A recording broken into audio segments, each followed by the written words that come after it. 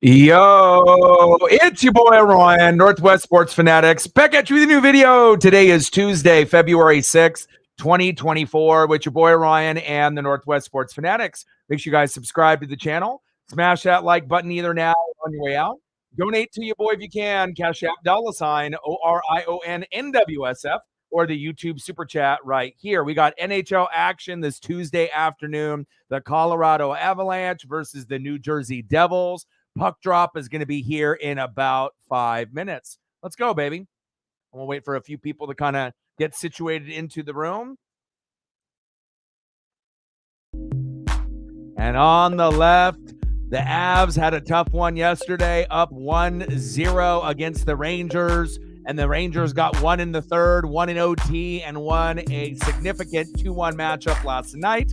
So now the Avs are on the road again with Nathan MacKinnon, who got their only goal yesterday, to go up against the Devils. They don't have Jack Hughes just yet, but they got Jesper Bratt on the right. Let's go. I'm ready. And then this is going to be a good matchup. And then right after this one is over, we have, is it Edmonton and Vegas is on right after this. So definitely excited to see what happens in that particular matchup as well. And then as we go later on into the slate, let's see here. We'll do Stars and Maple Leafs tomorrow. Thursday, maybe the Golden Knights, maybe the Avalanche and the Hurricanes. That actually is pretty decent. Flames and Devils for Avalanche Hurricanes on Thursday. And then on Friday, not really sure what we're going to do on that particular day. That might be a basketball game on that particular day, but I'm ready for this matchup. Let's go, baby. Megan in the building, what's good? Aiden in the building, what's good? Let's go. I'm ready.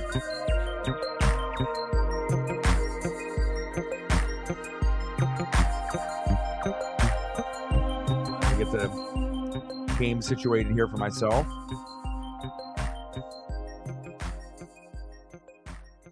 Let's get the screen a little bigger here.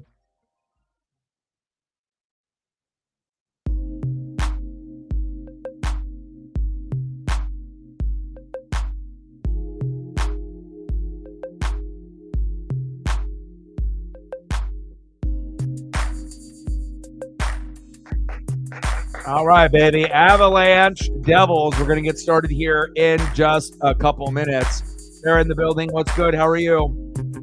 Good matchup here. Colorado, lost yesterday 2-1, obviously in overtime against the Rangers, but I feel that this should be a little bit more competitive. It was a little lower scoring, and we got, Nathan MacKinnon right out of the gates, and then it felt like, a couple periods where, they were kind of going through the motions, and then we got a goal in the third period by the Rangers, and that one in OT, and you can feel like Uncle Mo and that momentum shifting just a little bit. Let's go. Let's get to 100 in donos. Let's do it. All right, let me get everything refreshed and everything situated here. But it looks like more than likely we'll end up doing probably 4 games out of the 5 days. Monday through Friday, we'll probably do NHL, and then maybe on Friday we'll either take the day off or we possibly will do an NBA matchup if there's one worth doing. So, all right, I got everything situated here. Coverage begins here in about a minute 40 through NHL ESPN Plus. Let's go.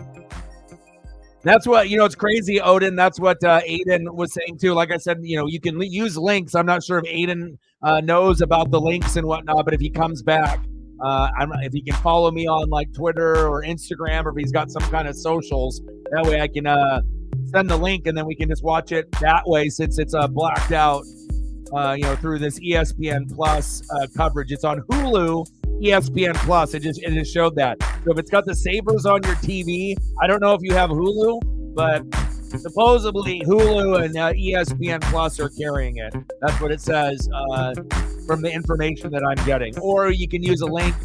Usually that's what I end up doing, depending on if it's out of out of market games, it's only about a 15-second to 30-second delay, which isn't really that bad.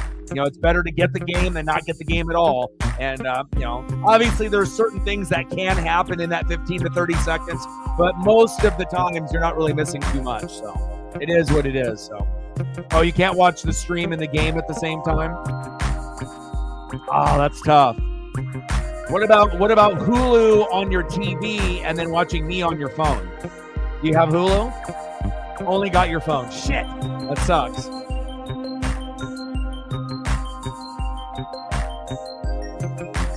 I mean, that was the whole reason of me being able to do this matchup. Not only was it going to be good, but that way that Aiden and Odin can watch with us. So hopefully we'll be able to figure something out for you guys.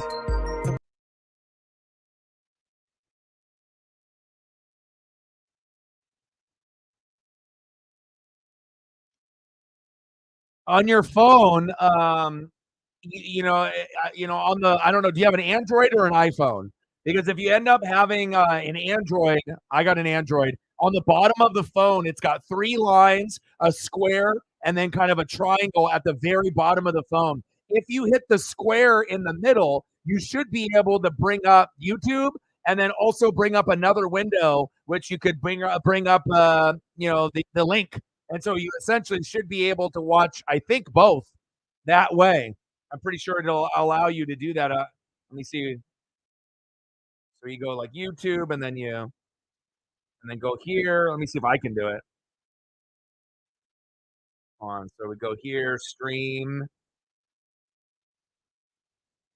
Let me see if I can pull it off here. All right, so I go here. Daniel in the building, what's good? Let me see if it allows me. I know on certain programs, but it should allow me to do it. So we close this. All right, we got Avalanche Devils. Click on that. Boom, click on that. All right. And then go there. And maybe it also depends on what you have. I also have the YouTube Premium. Also, just because I didn't want to have ads in the reaction videos. I don't know how long I'm going to keep it for, but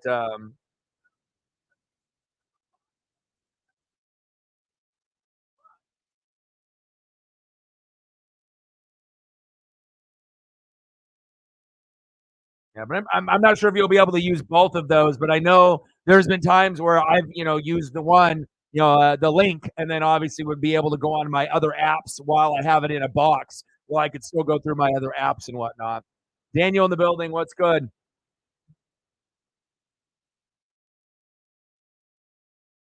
That sucks that it ends up being kind of blacked out for you guys where you guys are living.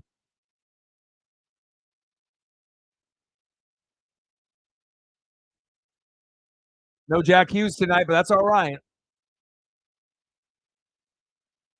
Parise, 32-14-4 Avs, 24-23 Devils. Let's go.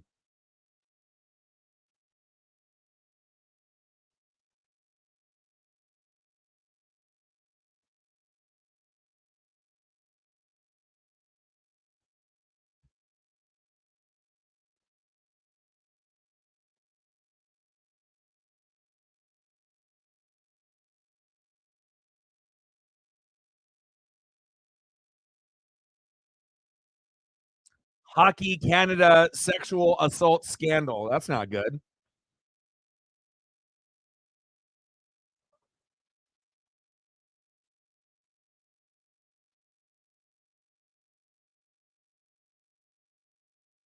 Couple players on New Jersey, one on Philadelphia, one on Calgary.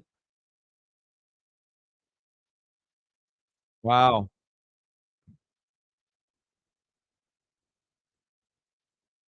Smash that like button, baby.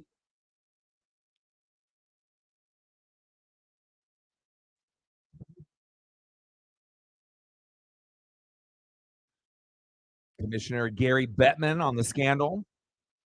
All kinds of stuff coming out. All kinds of stuff coming out in the news to distract you from other stuff that's going on. Kind of how it goes. All right, baby. We got Devils. We got Avs. Let's go, baby.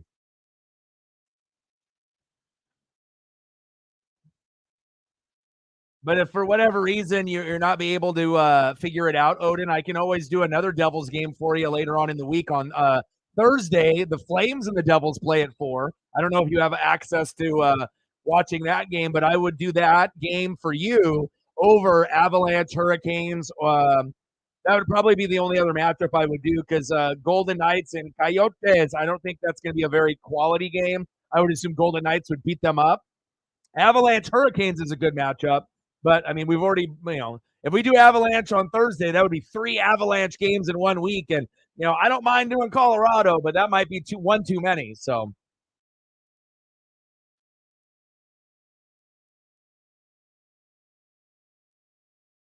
all right, let me check out my links here. See which one is the best one for me to use here tonight.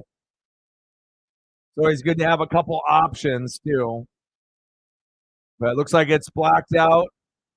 Looks like it's blacked out on local TV if you're in that New York, New Jersey area because they're doing this Hulu, ESPN Plus stuff, and then obviously, about an hour, 2 hours ago, I read an article, and then Sarah ended up sending me the article as well after I ended up reading it about the ESPN Fox Sports TNT merger, where they're going to be doing like a streaming app. It just seems like it never ends. It's like we try to get away from cable and satellite, and now so many companies are getting thirsty. They're trying to make money.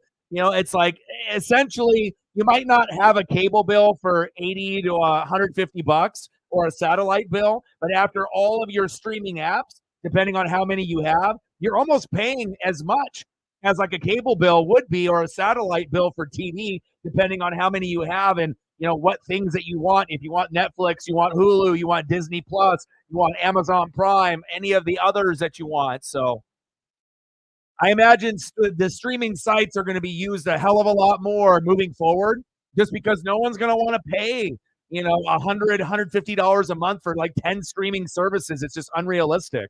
So, and it's cool to have like a couple, and I think most people will have like 2 or 3. The ones that they feel that with $10 or less, $30 a month, depending on what you got. If you like Netflix, you like Prime, which I love. I got the YouTube subscription just for the reaction videos, so there's no ads, but I'll probably end up getting rid of that. I'll get Netflix in January once we go into Raw, and obviously getting closer to Stranger Things. But right now, for me, Disney Plus is kind of hit or miss depending on the content. Netflix hit or miss. I think Hulu is worth the money. Prime is definitely worth the money. And then also Peacock is kind of hit or miss. And I usually just have Peacock for WWE pay-per-views, but I have been going into the library to get my money's worth out of it. So okay, man. No worries. I'll watch the game for you. And if you need any info or anything, you message me. I love you, bro. Appreciate you. Thanks a whole lot for yesterday and all the support. It meant a lot. I was able to go to the grocery store, get some greenies for Paisley at Petco. So I was able to get some stuff. Um, it's all good, bro. You're my guy, man. I appreciate you very, very much. So maybe we'll try to do another Devils game on Thursday to make up for this one with the TV and the Hulu and only having the phone and the kids. We'll figure it out. But I'll be rooting your guys on. We'll see how it goes here.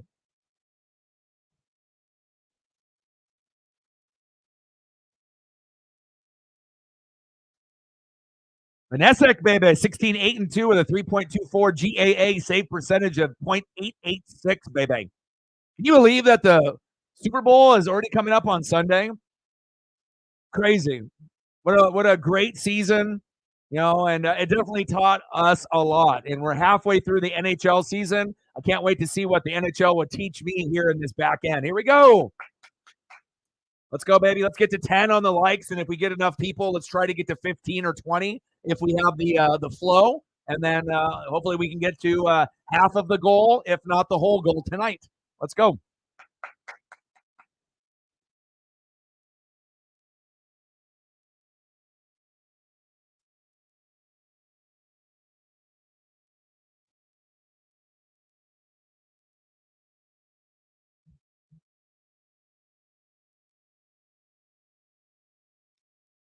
See if New Jersey can start winning some of the faceoffs early with no Jack Hughes. It's a difficult matchup, but I mean, hell, if the Rangers can play like shit for like pretty much 2.5 periods and then find a way to get a goal late and then a goal in overtime and win 2-1, I would have, anything is possible. So, and New Jersey's at home. So we'll see how it goes. But hopefully we end up getting a great matchup and we get a little bit of defense. We get a couple fights, right? And we end up getting like a 4-3 game, something like that. So.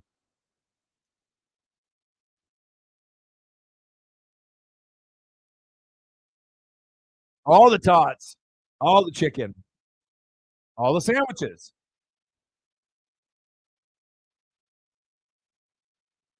Colorado looks focused, though. They look kind of angry after that loss to the Rangers. Hell, I would have been. You can't expect Nathan MacKinnon to score, 2 or 3 goals every game. They did get a goal from him yesterday, but again, it's like you got to have someone else step up. And the defense was good. It's not like the goaltending was bad. I mean, it was 1-0 Colorado until the third period, then 1-1 late, and then 2-1 in overtime. So Rangers definitely stole one from the Avs yesterday. And oh, wow, just like that. Speaking of Rantanen, 1-0 Avs. Uh-oh. Wow, that was quick. They're like, we're going to score with Nathan MacKinnon fast, but guess what? We're going to have someone else. Rantanen, 1-0 Colorado. That was quick.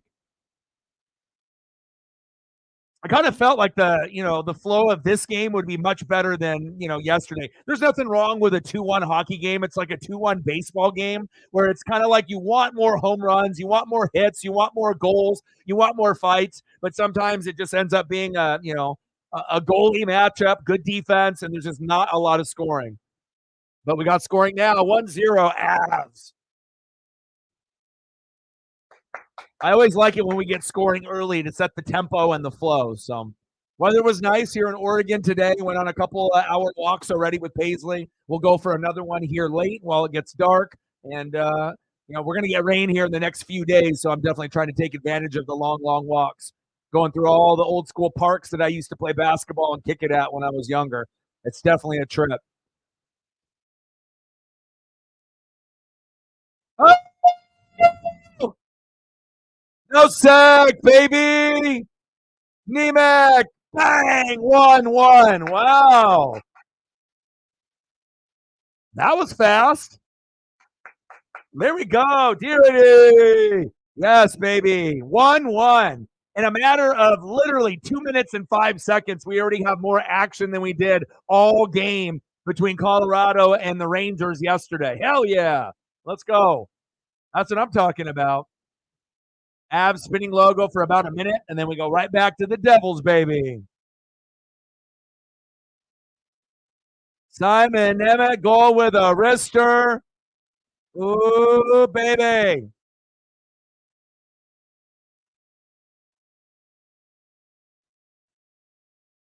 Mikko Rantanen with the first goal, assisted by Jonathan Drouin, and Simon Nemec unassisted. Let's go. Well, my wish of maybe getting a 4-3 matchup looks like it actually could happen, especially when we're at 1-1. But what are they doing? They're reviewing it? Ah. It's too good to be true. Or was it?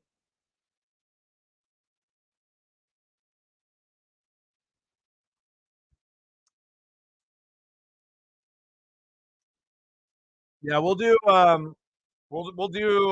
hockey tomorrow, and we'll do Stars Maple Leafs at 4.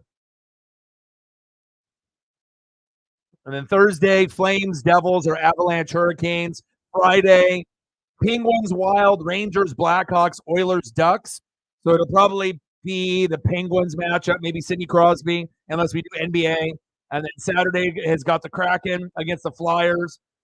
Hat going against his old team. And then Sunday is Super Bowl Sunday. So.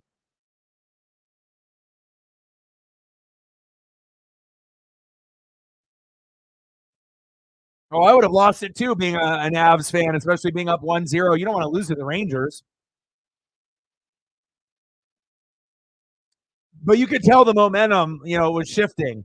Right when the Rangers got that goal, it felt like 100% that the Rangers were gonna win. You could just feel like the anticipation that they were, in their crease and they were gonna get the right angle and the right shot, and they did about 2 minutes later, and they won. So sometimes you can feel the big play coming before the big play actually shows up. Is that a puck out of play? McKinnon, he's so good. Let's go, baby. McKinnon on the left, Jesper Bratt on the right. This one turned out good. I like the big images. I always like to mix it up. But, luckily we don't have 0-0 or, going all the way to the third period. You got enough stars on each team, besides, no Jack Hughes, but you got enough in this matchup where we could end up getting a 4-3 game or maybe even a 5-4 game if we're really lucky. Colorado power play.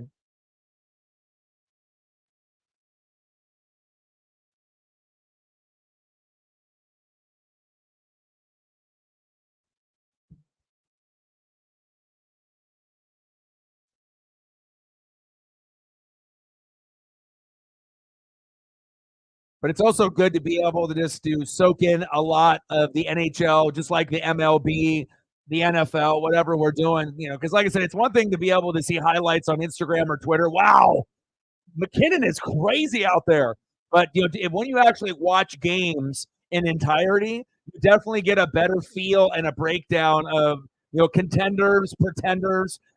Instead of just seeing a little couple minute condensed highlight reel or some highlights, you can't really understand what's going on in an entire season unless you actually do watch full games. But McKinnon is so crazy with his smoothness. He can cut in between two or three guys, not lose the puck in between all of that traffic, on the ice, and then still get a nice wrister off or a nice shot off. Most of the time, there's going to be a defender kind of in his way, but to be able to skate that fast, that smooth, not fall down, not lose the puck, and still be able to weave in between two or three guys at a fast speed, and then also get a good quality shot up almost every time when he does that. That's impressive. That's why he's one of the best in the world. Nathan McKinnon. He's special.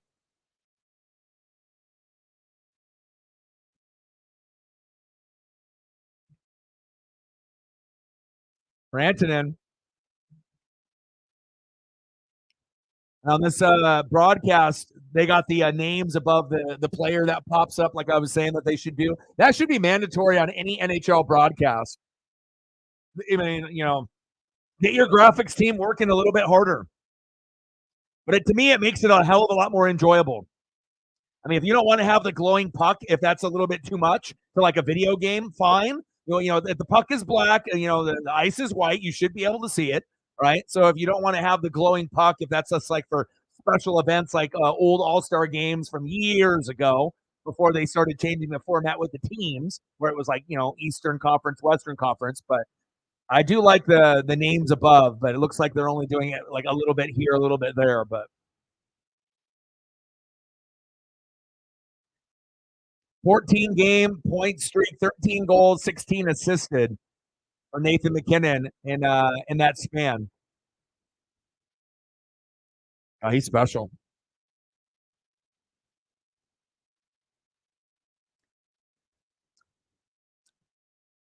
Hart Trophy winner, Nathan McKinnon for MVP.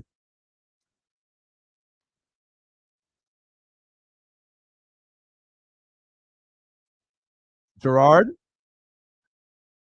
Lehkonen.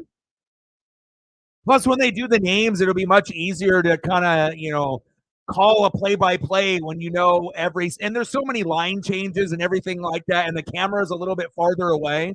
So unless know body shape or you can see clearly the number on the back, and you know what I mean, it's like it would be so much better for them to do that moving forward. Fast break. Oh, stones him. What a save by the Avs. Aiden, do you have Twitter or Instagram? Did you follow me yet? I can send you a link where you can watch the game. All you got to do is open it, close up, back out of the pop-up, open it again, and then you can watch the game. So But if you want to watch the game, all you got to do is follow me on like Instagram or Twitter/X. Send me a direct message, and then I can send you the link, and then you can watch games in the future when this happens. If you can't watch it on your TV because they blacked it out because it's on Hulu and ESPN Plus. So you let me know. But if you have something like that where you can message me there, then I can send it to you. It'll come in handy, trust me. Do you have Hulu at your house, Aiden? If you have Hulu, you can watch it on Hulu, I believe, too. But that's why it's blacked out for you and Odin there in New York and New Jersey. Anytime they do these like exclusives, for like hockey or baseball, like, ooh, YouTube exclusive, oh, Peacock exclusive. I mean, it's all good if you have it, but if you don't, then you're like, well.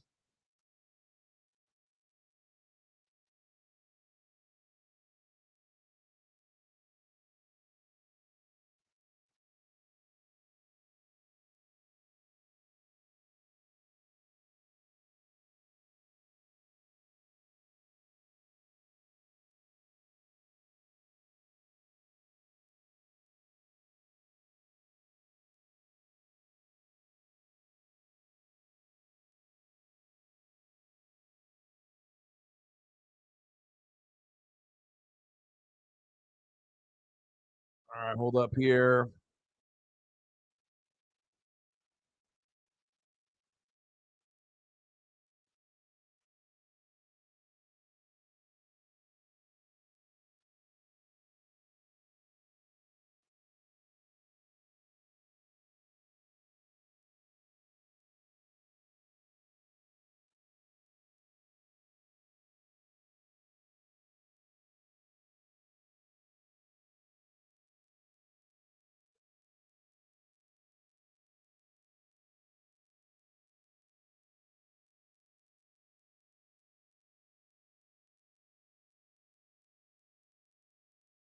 All right, hold up.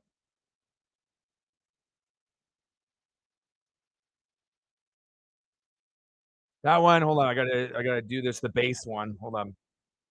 Go here, and then you'll have to select it. The game itself. Hold on.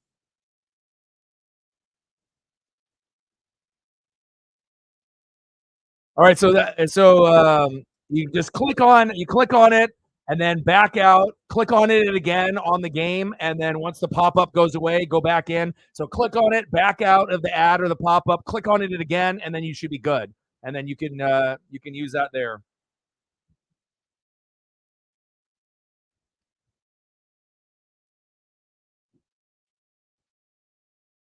5 shots on goal for Colorado, 2 for New Jersey.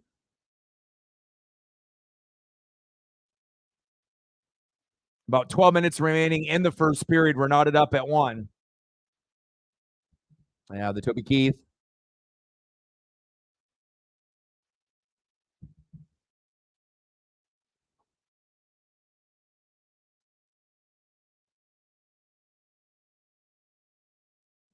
Colorado 6 shots on goal. Devils only 2 so far.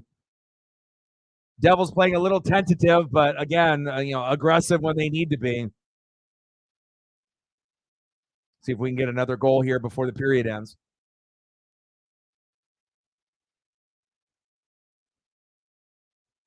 Luke Hughes, 6'2", 184.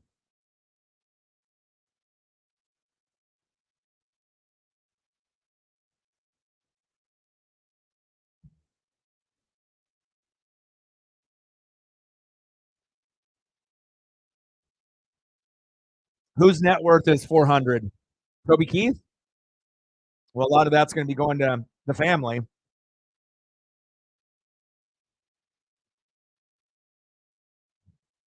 8 shots on goal for Colorado, still staying very aggressive after that overtime loss to the Rangers last night that we did. It's a lot of money.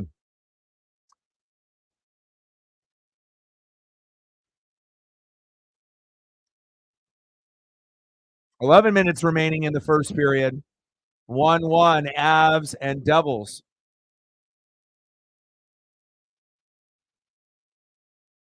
Oh, good save.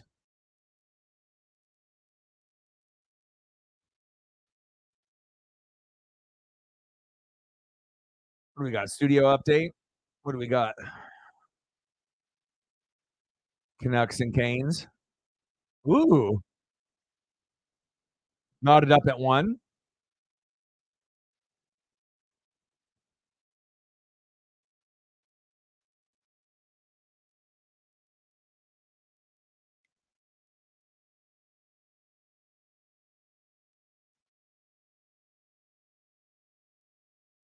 Devils need some more opportunities, but at least they got 1 goal out of 2 shots. It's a hell of a percentage.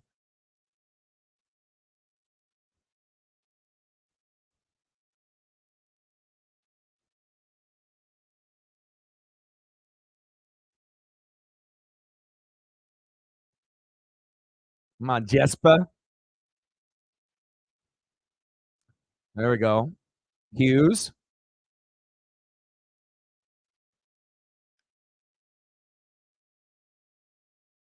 God, Colorado is fast. Good save. 10 minutes to go, halfway through the first period. We're knotted up at 1. 8 shots on goal for Colorado, 2 for the Devils. Oh, another save. Oh, they're getting chippy. Vanacek with the amazing save. All the restaurants.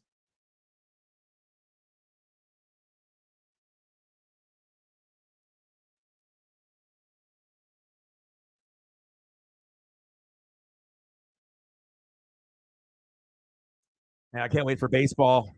I wish baseball was starting next week, but gotta wait a little bit after that. But that'll be something that we can decide what we want to do, and we can go flip flop back and forth between baseball and hockey. Even if it is preseason baseball, it'll still be fun just to get that itch. Like I said with NASCAR, I needed that itch to be scratched for NASCAR, and I got that out of the way last weekend. And we got Daytona coming up in a couple weeks, which will be awesome. Super Bowl, then Daytona, and then a lot of baseball. Oh, nice pass.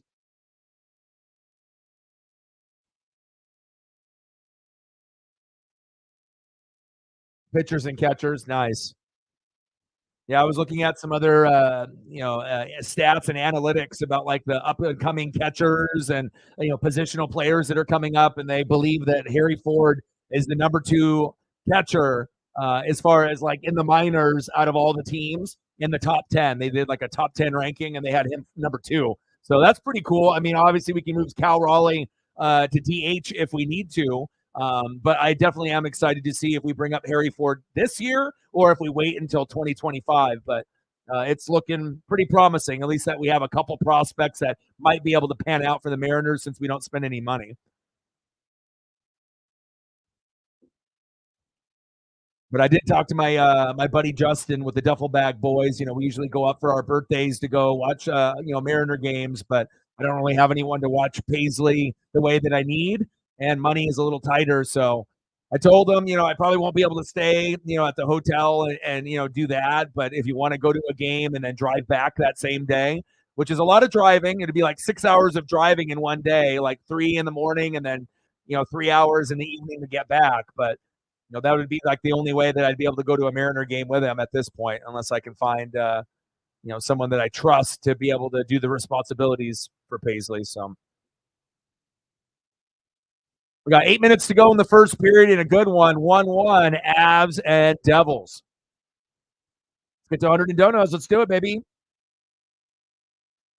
Yeah, well, Snell wants a lot of money, so obviously, it's negotiations now, and it's about trying to get the most money, and then also looking at the selection of teams that he could go to. Like where would be the best fit. And then also if you're willing to take a little bit less money to go to a better team, that might be an option for him for a couple destinations. But I assume he's trying to get a paycheck. He's trying to collect the most that he can get. So. Unless he's got World Series aspirations, which he might. I mean, hell, I would love to have him in Seattle, but there's no way that we're going to get him. I'd be very shocked. And looking at the lineup, for the projected Mariner lineup, On paper, it looks terrible. It just looks like a bunch of Moneyball kind of players. But again, that can work. If these Moneyball, Mike Smith, Jeff Simpson, like basic guys that no one's really heard of that much, if they can step up and hit for 300 and be productive on defense, it doesn't matter, right? So it's like, yeah, you can have the bigger names like the Teoscar Hernandez and these other guys, but again, if you're going to be overpaying certain guys and you can get just as good of production out of a lower guy for a cheaper cost, fine. But that's the problem, though. Are we going to actually be able to get more value while not spending a whole lot of money? That's it's a very suspect way to be able to build a roster. But at least I got J.P. Crawford still and still got Julio. So no Eugenio Suarez, and he was one of my favorite vibe guys, but at least I got two with JP and Julio. So I already know I'll have fun watching those two all season, as well as the pitching staff. Yeah, we'll probably get a few signings, I would assume, in 2 weeks? I would say 2 weeks from now into the 2 weeks ahead of us, we'll probably get at least one or two signings. Where do you think Snell will end up? Where do they have him projected going? What's the rumors? Like, what teams are interested or supposedly based off the the internet rumors, like on Twitter, X, Instagram, and all the socials.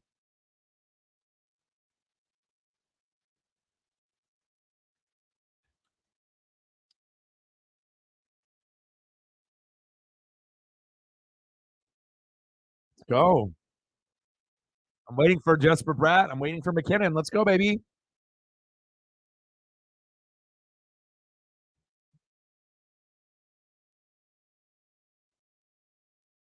Mariners and Giants. Well, if it's only between those two, hell, Mariners. Who cares if the Giants offer you more money? Mariners. But the Mariners are so fucking cheap. It's just like, like if that's the only thing that they do is sign Snell, all the Mariner fans will like shut the fuck up and we'll be like, all right, we needed hitting more, but at least we got one of the best out there, that was available. I mean, I think Mariner fans would actually be like, all right, it's not exactly what we thought. We wanted, Shohei Ohtani like everyone else. We wanted to be able to not get rid of Gino, not get rid of Kelenic, not get rid of Teoscar, but again, if you get a guy like Snell that can make up for maybe like Gino not being there, Kelenic and Teoscar, and then feeling pretty good, about it. But again, with the pitching staff that we already have right now, I just don't know if they're going to pursue him, because we already got Wu, we already got Miller. We're not getting rid of those guys. You got Bryce, you got Wu, you got Kirby, you got Castillo. I mean, we still got all our guys pretty much, on the roster, still, waiting. Oh, big check into the boards. Mariners and Giants. Monty, Cards, Phillies, Rangers, Mets. So that's some selection. They should do a new list. If you find a list of the remaining free agents, that's like a new updated list, within the last, day or two, or if they end up doing one in the next couple days, you should send that to me. I mean, I'll probably see it on my timeline the same time you do once they make one, but I think it's almost about that time. Maybe they'll do it after Super Bowl where, there'll be more of a focus on MLB because we're getting closer to the Cactus League and spring training and whatnot. So, but I would like to be able to see like the top 10 players so far that are still waiting to be signed. I mean, I've seen an old list, but I don't think they've updated one in a while. 6 minutes to go in the first period. We're knotted up at 1. Shout out to all the people watching on Twitter/X as well as on YouTube as well. Appreciate y'all.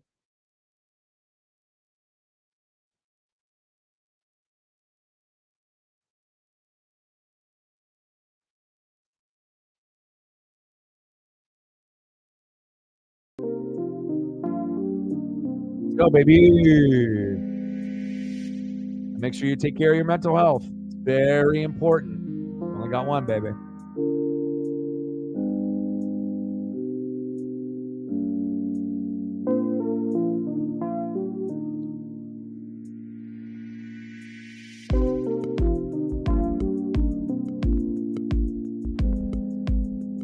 Well, faceoffs won for New Jersey. Come on, New Jersey.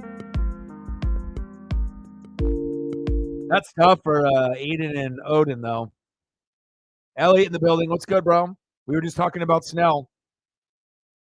That's crazy, bro. That like I said, I might be like twice as old as you, but I feel like I can connect with you with like music and a lot of other things, for people that are a little bit younger. So just because someone's like 18 or 20 or 22 or 25 or even 30, that doesn't mean I can't relate, and have similar interests and whatnot. Because I feel like I can get along with the younger, as well as people my age and the OGs that are, 40, 50, 60, 70, 80, 90. But I feel like I connect the most, are going to be as far as like certain things in music and pop culture to the younger generation, like you eat. And then also, with sports, being able to, vibe with the people that are a little younger and a little older based off my personal experiences. But when you posted that juice, I was like, bro, I just watched that. That shit, every once in a while, I'll get into like a vibe where either shit will come up on my timeline or it'll get shared or whatever, and so it'll either come up on my Instagram or on like Twitter/X and whatnot. But I ended up going through like a couple days worth of just like him in the tour bus, him freestyling, kind of like behind the scenes and just like videos and like photos of him and his friends while he was still alive and whatnot, kind of candid photos and stuff. So yeah, I mean, there's a lot of juice freestyles that are out there, and I think a lot of people aren't really worth listening to freestyle wise. But for me, like if I end up seeing something on my timeline and it's like one of these three guys, I'm gonna listen. Number one, and this is not in any specific order, right? So number one, Juice World, right? Number two, Eminem. Like it could be like an old school Eminem, or like if it's like some old school like freestyle, or like Lil Dicky. Like when Lil Dicky goes and does the freestyle, to me, like that's more entertaining than even the Eminem ones from back when he was younger. Like I appreciate like all the different phases of Eminem, but if I had to pick two people that like if you listen to it, whether it's at the Breakfast Club or any of the other outlets in the tour bus, but I feel like it's more as far as being funny, creative, wordplay, and being able to make it change flow fast, slow, and then being able to change it up in just like a blink of an eye. I don't think there's anybody better in this like last 20 years than probably Juice World and Lil Dicky. Like Juice World and Lil Dicky are ridiculous. Ridiculous. RJ in the building. What's good? Oh wow. What's your favorite Juice freestyle out of the ones that you sent me last night? Those ones? I just like when you hear him talk too, and you can tell with like a lot of like the mumble rappers and a lot of the rappers that are all kind of put in the same kind of category together.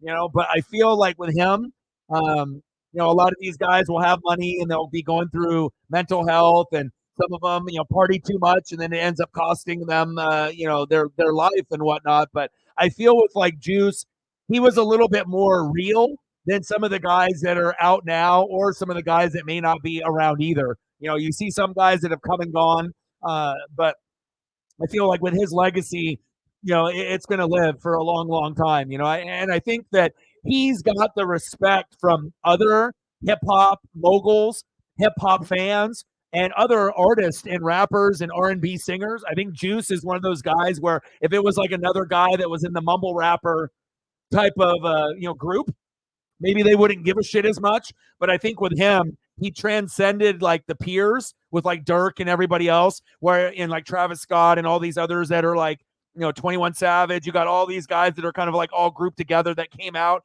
all around the same time within about a 5 to 10 year period.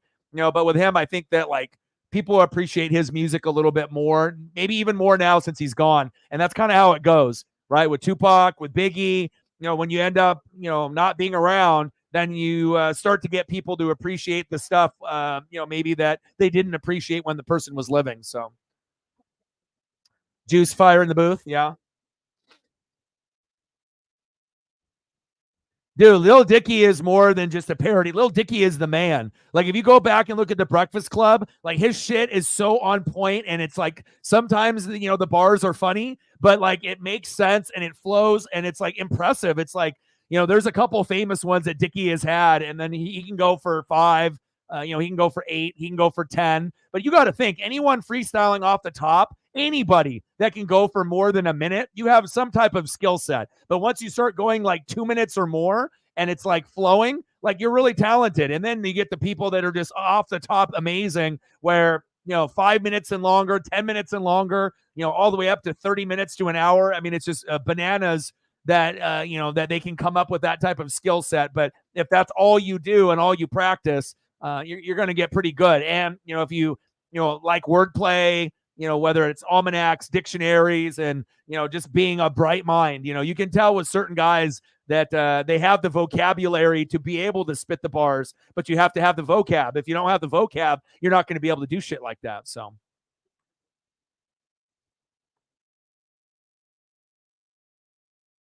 dude, you should send me some links. Any links on anything that you have on like YouTube or anything that you see on Instagram or on Twitter, send it to me. Like I said, I mean, like I said, a lot of them have been, showing up, but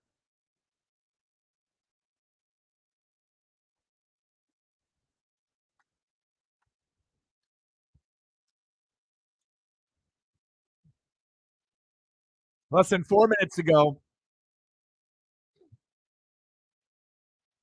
Oh, I just got some friends that just sent me some Blazers information for my favorite player, Shaden Sharp, to undergo surgery. Fuck. Boo. God damn it.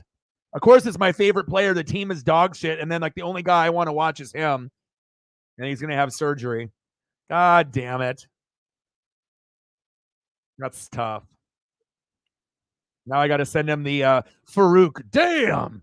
I got to send him that emoji or that GIF. Damn it. Thanks for helping out, Elliot, on the Twitter/X. And we'll be doing Dodgers Padres here in just about 2 weeks.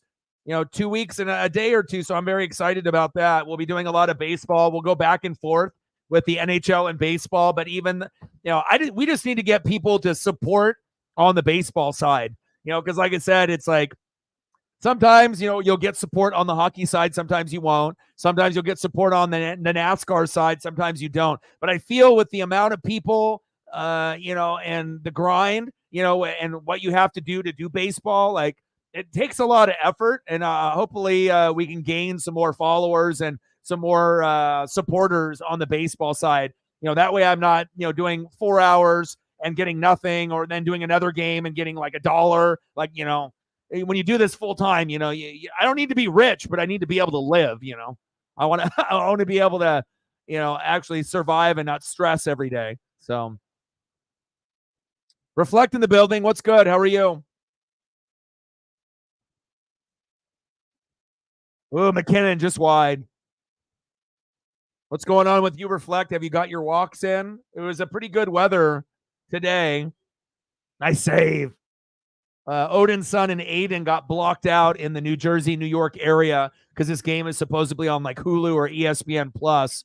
So other people are watching it with like a link or whatnot. But I went on 2 1-hour walks already. Did some digging and reading. Did some digging and collectibles, and then did some reading, and then we'll do hockey for the next few days. And then obviously we got Super Bowl Sunday. Then we got the following weekend, we'll have the Daytona 500. And then we'll be creeping into baseball right after that. So super, super excited about that. Yes. Yes. That's a big thing, huh?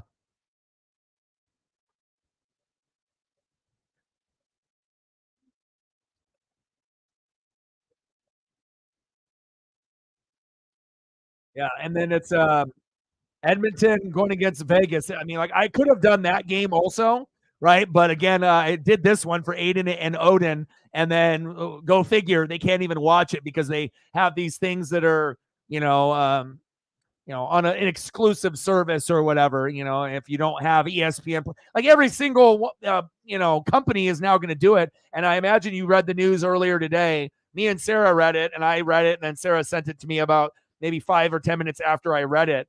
But ESPN, Fox, and Warner Brothers, so ESPN, Fox Sports, which I assume includes Fox Sports 1, and TNT, are merging for a streaming service. So there's more money that you would have to pay. I mean, we won't, but there's going to be people that are going to pay for that. It's just getting kind of ridiculous now. So it's like you got rid of cable and satellite, some people, right? So like, okay, I'll just do a couple streaming things. And then you go from spending, 20 to 30 a month for a couple of them. And then you start to realize that even if you get rid of cable or satellite, you still end up having 2, 3, 4, 5, 6 of these things that you didn't realize that you still have. But, it's just getting to the point where it's almost like you have cable because you're just having to spread your money across these different platforms because they are restricting what you can watch only on this. You want to watch WWE? Boom, you got to have Peacock. If you don't get Peacock, screw you. You're out of luck. So that's kind of how it goes with and I assume that it's going to get more stingier, as we go. But again, it's like if you do like just one company, how many people are going to do it? But if you merge a couple together, like ESPN, Fox Sports, and TNT, that makes sense because it's not good, but it's better than just each individual company trying to do it because no one's going to subscribe. But if you do 3 together and then you can add on more, then some people will buy it compared to, just doing an individual one. So, big save. Yeah, against the former champs. That was the only other matchup that I was thinking about doing today. But it's at 7. It wasn't going to be over till 10. That means I got to walk at 10:30, eat dinner at 11. So I was like, well, I'll watch it myself, but, and then the Kraken aren't on until Saturday. So I got to come up with, either doing NBA games that I don't really enjoy or doing the best NHL matchups every day, which I would rather do. And then, until we end up getting into baseball. And I'm going to be doing a lot of baseball. So once we get into baseball, it'll probably be baseball. I'm not saying that we're going to quit the NHL. We won't. We'll still do the Kraken. I'll do Devils for Aiden and Odin. I'll still do the Dallas Stars and the Avalanche and the Vegas Golden Knights and the good matchups. But I will, like if Mariners are on, Dodgers are on, Braves are on, Cardinals are on, whoever, Padres are on for all, all the goats in the room. Yeah, I mean, I'm going to do it. I just hope that if we start doing some of these baseball streams that we can get some people to support.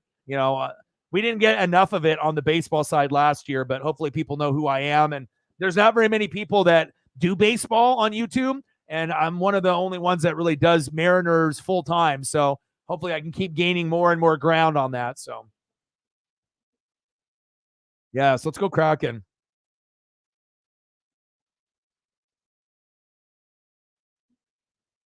Padres, Dodgers in Korea, first regular season games, and then Padres come home and play 2 exhibition games against the Mariners. What about the game that's coming up like on the 22nd for Padres and Dodgers? Where is that game being played? Is that just like in the spring training area? That's just like wherever the spring training is, Arizona or wherever it's low, because they have one in Arizona, right? Peoria for like Mariners, and then they got one in Florida, like Clearwater or whatever, right? So some teams play in Florida, and then the other ones play in Arizona, I believe, right? So.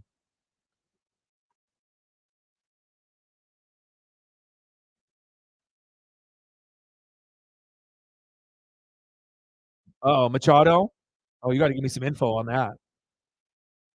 Yeah, it'll be interesting to see how it goes. And then obviously the Eagles played so bad they decided to boot him to Brazil. They don't even want him in the United States after what we saw this season. So Sarah with $1. She says, I don't want him to eat air. I appreciate that. 99 to go.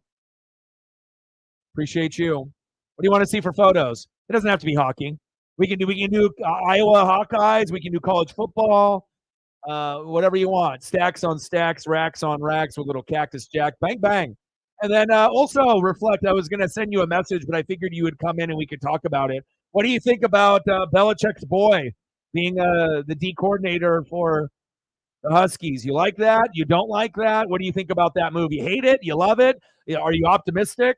Because obviously we know McDonald for the Hawks. We love that. Like, obviously, Slowick would have been the best, then Johnson, and then, McDonald. Like, those three were probably the best three options. Two offensive-minded guys, one defensive-minded guy. The offensive-minded guys didn't want to leave C.J. Stroud and Jared Goff in the offense. I totally get it. They want to win there. I get it. Look at Eric Bieniemy. He decided to leave, and now he's looking for a place to go, but it's never going to be as good as the Kansas City Chiefs. And I'm hoping eventually, before he gets too old, he gets to go back and be the OC, because if they're not going to give him a head coaching job, whether they want to say it's like, race or he's not qualified or whatever the hell the reason is, Bieniemy doesn't have a goddamn head coaching job yet. But I just don't think that, I don't know. Like, I think Bieniemy is a really good play caller, but I don't know what kind of head coach he would be, and it wouldn't surprise me if he failed. Like a lot of the other OCs and DCs that try, they just, it's like you got to be able to have the it factor,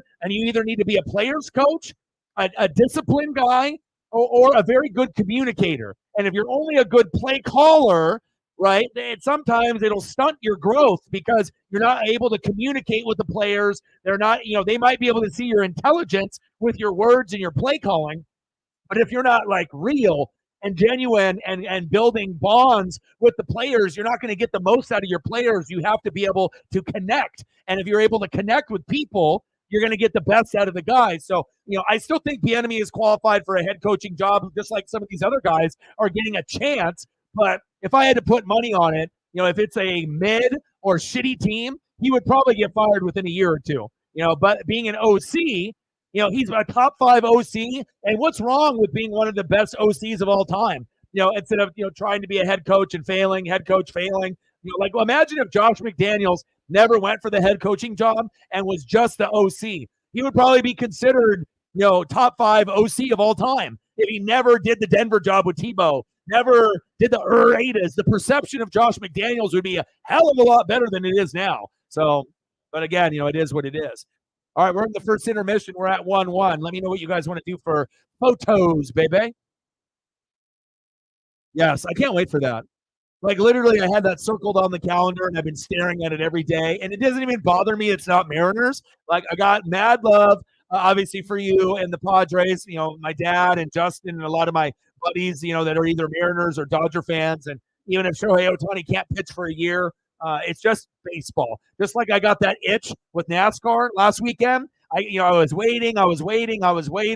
And then now we're going to get to a point where Super Bowl Sunday will end.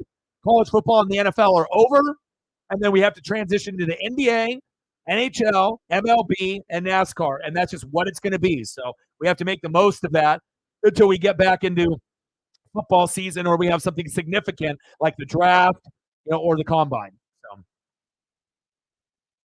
some Toby Keith. Should we do a little remembrance, a little RIP, some love for Toby Keith? Oh, we can do that. Good choice.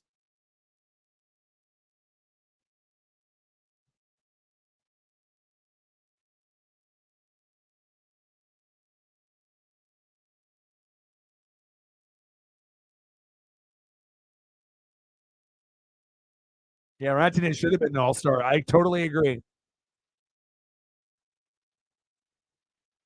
All right, you guys let me know what you guys want to do for photos here. And I got you.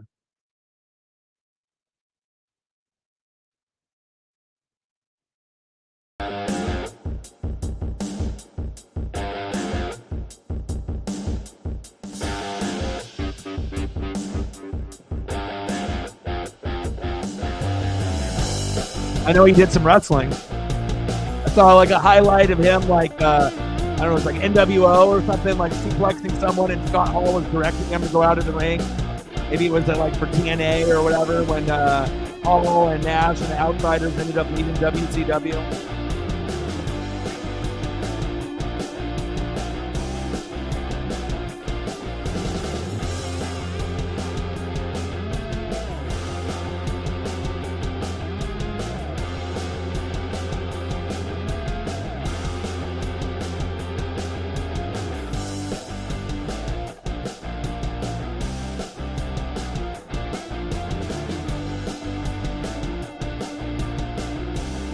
Knotted up at 1. I'm going to go through some photos. You guys let me know what you want. Elliot, Sarah, reflect. Type away. Keep me busy.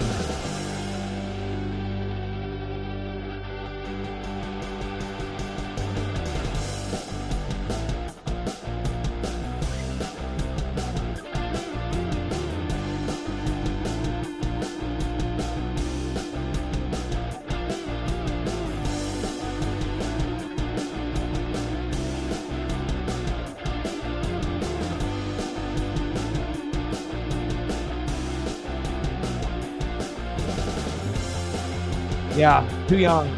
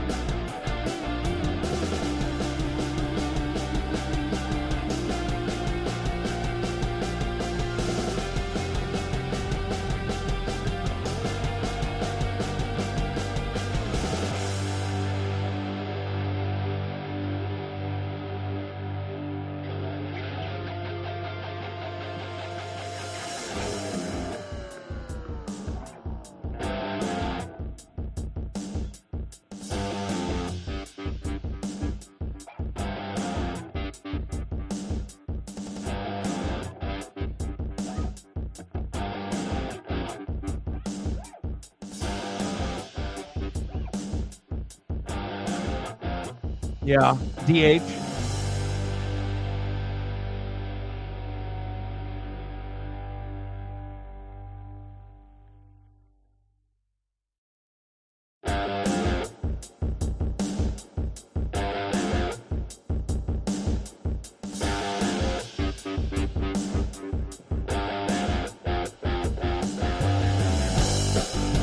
You can definitely tell when he's starting to get a little bit sicker and whatnot, a little bit thinner and whatnot. Rest in peace, man. Kobe Keith, legend, Dodger fan apparently.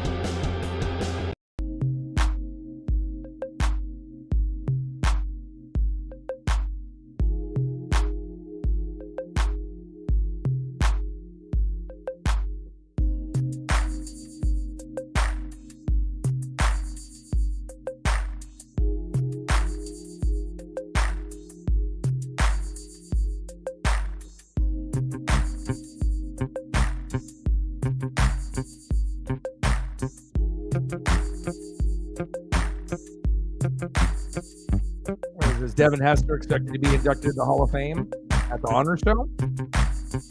Should already be in there.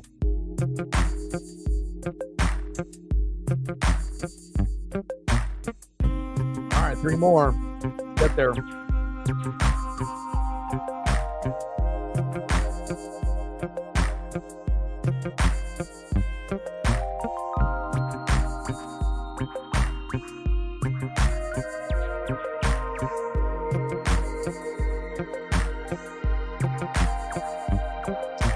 Oilers, Vegas Golden Knights. I will probably tune in for that. I might not watch the whole thing, but I'll probably tune in, see if history is made. I like watching history being made.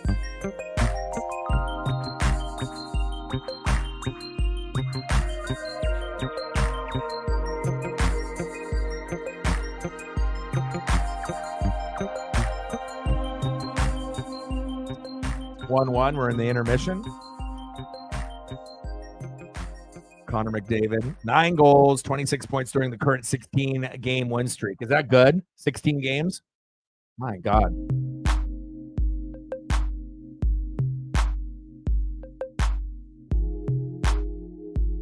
I mean, hell, if you can beat Vegas, you definitely have earned it.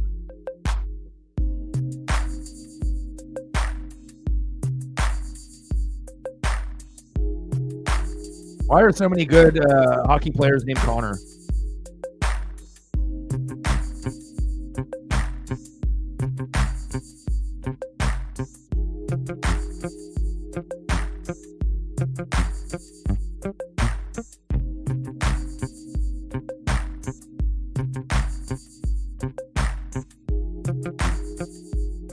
Yeah, I hope it works out.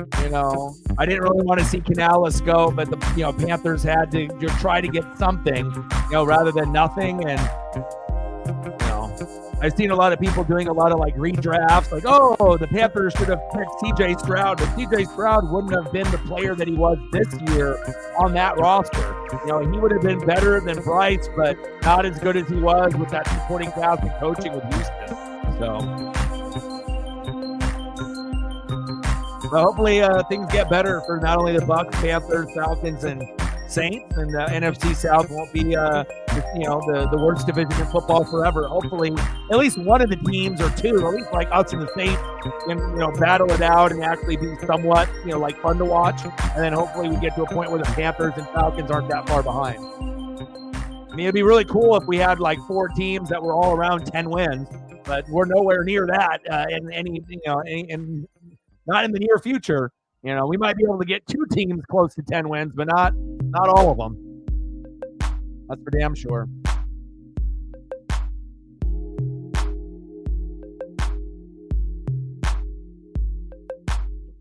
You guys let me know anything else you guys want to see photo-wise. Just type it in, and I got you.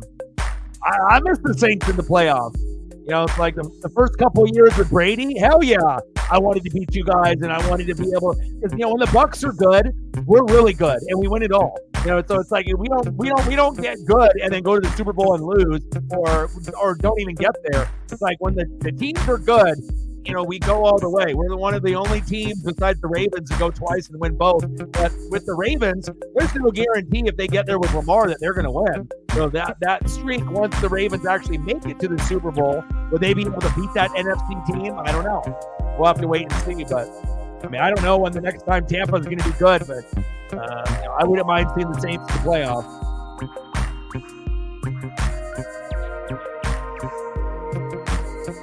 Golly, 10.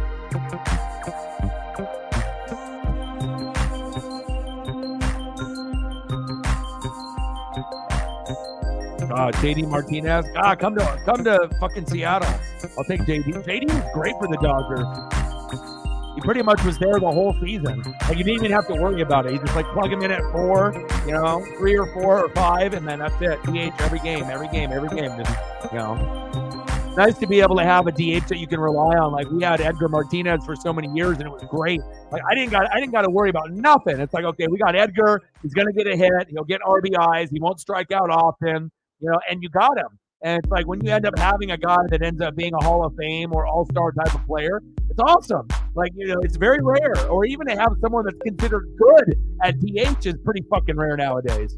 Let alone being an All-Star or Hall of Famer. Let's just get that out of the way. Let's just consider yourself talented and thankful that if you got a guy that's considered good at DH. So. DeMario, yeah, he always gets shit on. DeMario and Levante got to be probably the 2 most underrated linebackers, and they have been for like the last 5 to 10 years, it seems like.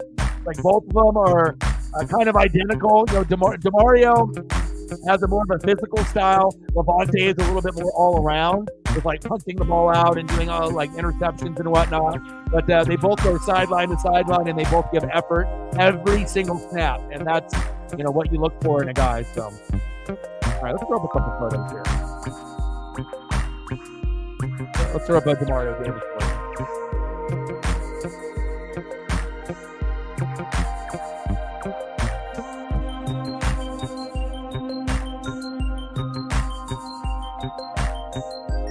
Plus, I like linebackers, so you already know how that goes. Linebackers and safeties are like my favorites. So,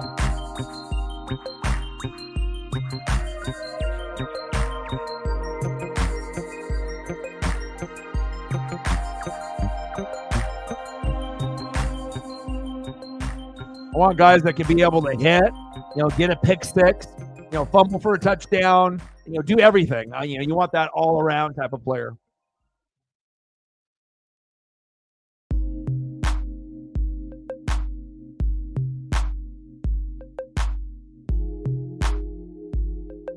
I'll make sure we do this right while we're waiting an intermission here. I got to give you some good vibes. A lot of the other Saints fans, they disappeared. Had a kind of a troubling couple seasons after having Drew Brees, and some of the Saints fan base, they don't know how to act. But no, they'll be back. It won't be Drew Brees, but eventually it'll be the Saints and Tampa battling it out again. Now JT in the building. What's good?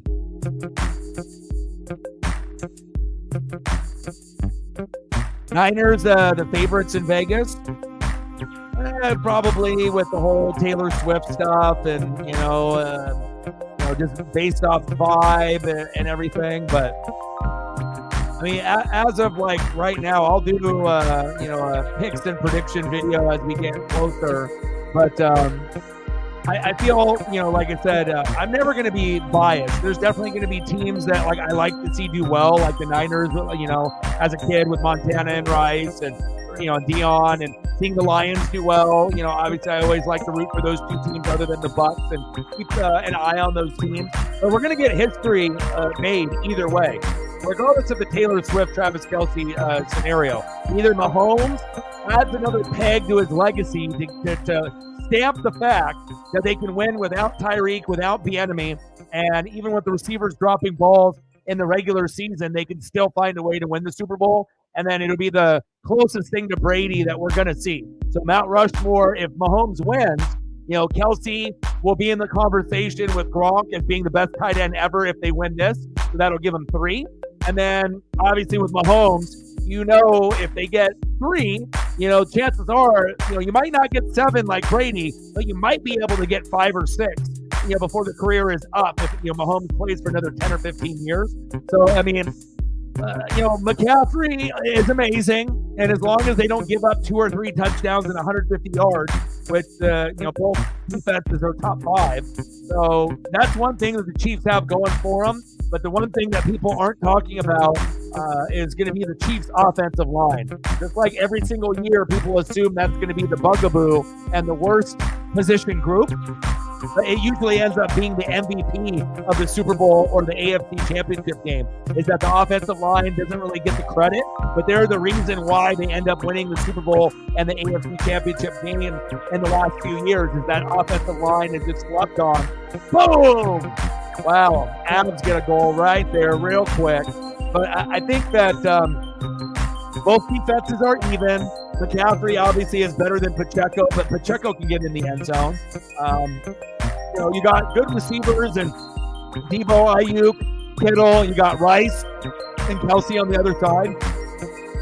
But I think, to bet against Mahomes, and even though I was a Niner kid growing up, either Kyle Shanahan's legacy finally gets the monkey off his back, 28-3, Matt Ryan, Jimmy G, you can get that out of the door and we can actually crown Kyle Shanahan with Sean McVay as 2 of the best, brightest minds, and he'll finally end up matching his dad and getting a Super Bowl where his dad got 2 with Denver.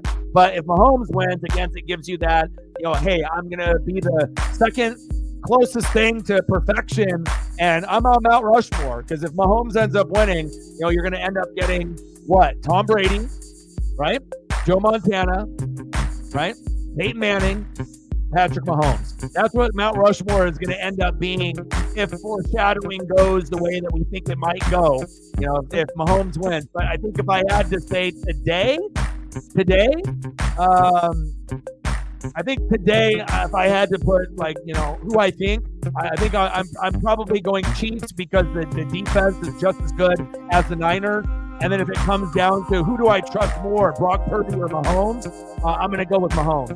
So, and I think that's fair. You know what I mean? So if the Niners do it, good for them. It'll be great for Kyle Shanahan and the rest of that roster. But I think at this very moment, I think that it would be hard pressed to bet against Patrick Mahomes in this particular scenario. So, but I could see it happening either way. I could see either team winning. And I could see the game being pretty close.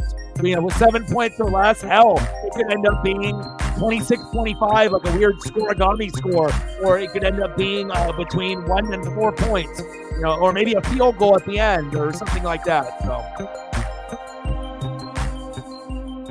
right, but you have to. The reason that the comparison is being brought up, and some people are doing it because they're stupid, but they're doing it based on, okay, if you win, right? If you win and you go 3 Super Bowls and 1 loss to Tampa, your legacy, you have to look at, okay, Josh Allen, how many does he have? Okay, Joe Burrow, how many does he have? Justin Herbert, how many does he have? Lamar, how many does he have? Oh, Jalen Hurts, how many does he have? And the answer is fucking 0 for all of them. So if you get a guy that's got 3, chances are, if they keep Andy Reid and Kelsey and Mahomes, that's why people are talking about the Brady comparison, is that it's going to be the closest thing to Brady now, with, trajectory, if it goes that direction, that, you may not match 7, but if you win next weekend, right, there's a chance, realistically, right, that if Mahomes goes 3-1 in Super Bowls and plays for another 10 to 15 years, is it that crazy to think that he can't win or get to 2 or 3 more, right? So that's why they're bringing that up. And it's not like they're trying to say that he is Tom Brady. All they're saying is that if they win 3-1 instead of being 2 wins, 2 losses, and he's the closest thing that we got. We don't got a Joe Montana 4 Super Bowls. We don't got a Tom Brady playing right now, with the 7. We don't got the Peyton Manning winning a Super Bowl, on one side with the Colts and then one, obviously, with Denver. You know what I mean? That's why the conversation is coming up. Megan with the 20. Nice.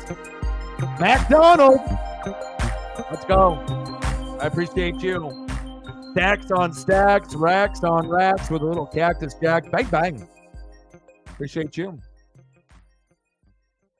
Speaking of, let me know what you want to be for photos, and I got you.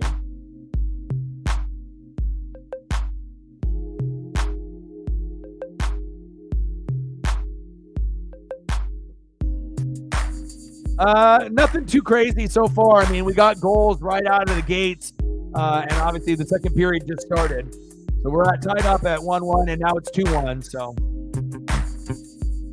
1-1, 1-1, 1-1, and then boom, 2-1. Yeah, and well, the thing is also, too, that it's not only that Mahomes can be top 5 when his career is over, that chances are he'll pass Peyton Manning because he's going to have way more Super Bowls. And regardless if Manning had one with the Colts and one with Denver, that it's going to come down to Montana, Brady, Mahomes, when it's all said and done. And if you can end up getting more, if you can get 4, you're on the Montana level. If you get this one, you're 3-1, you're probably going to pass them. So at the end of the day, if Mahomes ends up with 4 to 6, he will be sitting in the number 2 spot, behind Tom Brady. That's why the conversation is coming up. That makes sense. But some people are just bringing it up just to, argue or just to come up with certain arguments, this and that. But a lot of it isn't just like what is going on now. It's about trajectory and what could happen if Andy Reid and Mahomes and Kelsey stay together with Chris Jones in that defense. That, potentially, if there's any other team in the AFC that could end up winning more Super Bowls, who's the team and the quarterback and tight end that's most likely to continue to have success in the NFL? Chiefs on the AFC, Niners on the NFC. Niners haven't been able to get over the hump. Mahomes has.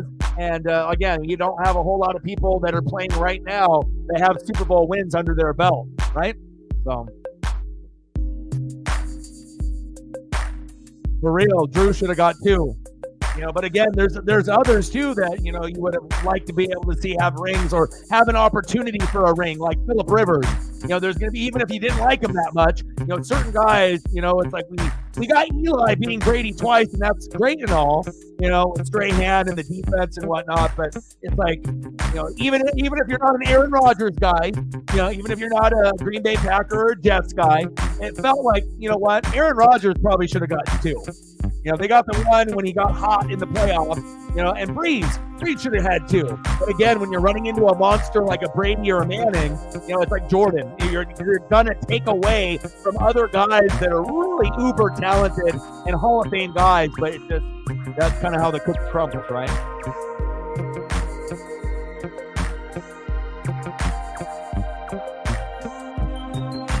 But the thing about this, though, right? If Aaron Rodgers didn't get hurt, that defense was top 5 all year.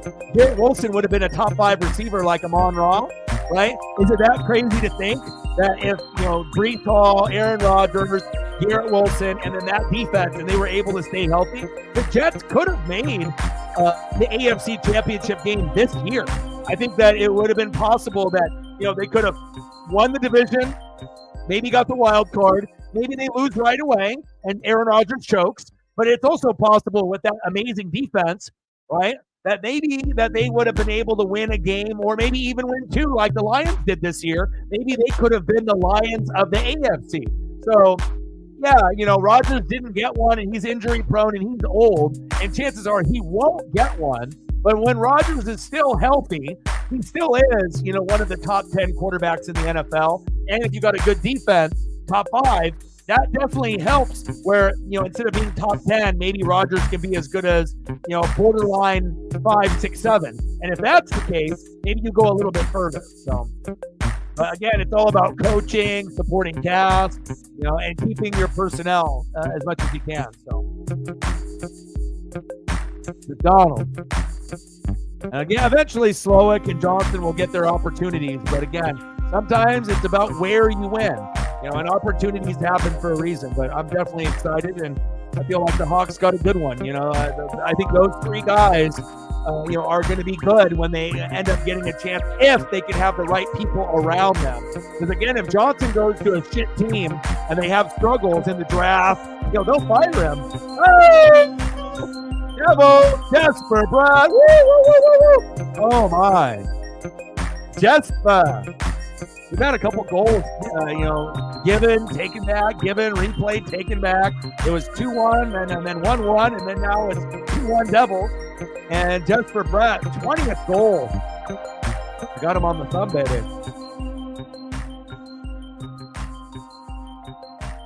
Yeah, well, primarily 2. Because they went, because if you go back and if you look at the way that Jordan did it, he took one away. So the bad boys won it, in 89-90, so they won back-to-back. 91, Jordan beat Magic, right? So then the Lakers already won theirs with, like, the Celtics, and Lakers were the feuding teams in the 80s with, like, Bird and Magic. But then in 91, Jordan finally got over the hump after not making the playoffs for, like, 6-7 years, right? And actually being able to do something. So 91 was Magic, so you got that. 92 was against the Blazers, so there's Drexler, right? Then 93 is when, Phoenix ended up trading for Charles Barkley, so then you robbed him, right? And then obviously, you're going into 94. You're just going through those stretches. So obviously, Lakers, right? And then Blazers and Suns. And then obviously, back-to-back after Jordan's dad, got killed, and then he did the baseball thing. Rockets won back-to-back championships, one with Drexler and Olajuwon, one with Olajuwon. Then Jordan comes back, 96, 97, 98, and then obviously eliminated the Sonics, and then the Jazz and the Jazz. So Gary Payton, Sean Kemp, Detlef Schrempf got robbed. Karl Malone, John Stockton got robbed. So lots of guys got robbed because of Jordan. For real, like the guys, the legends, the GOATs. When you're one of the best ever, that's when you're affecting everyone else, which Brady did and Jordan did. It's like essentially if Jordan and Brady were like awesome, Hall of Fame, but not known as the greatest, then maybe they win a couple championships. And we're like, yes, they got a couple, like 2, but not 6 or 7. And that's the difference, from robbing some of those other guys. Devils 2, Avalanche 1. Let's get some more photos up here for Megan. Get some Kraken photos up too. Unless you want some more Hawks photos, you let me know. We got to be able to represent, right? We got to be able to let everyone know what's going on here in the Pacific Northwest. And it's like pretty much anything that you get from the Ravens, or if something goes to the Ravens, it's going to be successful. Like, there was no doubt if Roquan Smith going there was going to be a fit or not. I mean, Roquan Smith is a fit on any team, but Ozzie Newsome really drafted well for that team years and years and years and years and built that type of player, the Ray Lewis, Ed Reed type of player, and that's why the Ravens have been successful on that side of the ball ever since. It's a reputation of Haloti Ngata, Ed Reed, Ray Lewis, and that reputation of having the discipline and being good. So some hacking here for you too.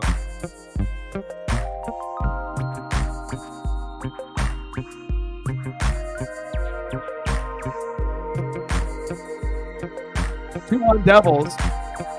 14 minutes left in the second period. Oh,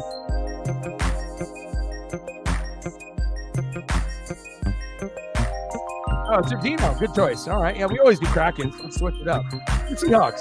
It's okay to, we can show some NFL love. Good choice with the Dino.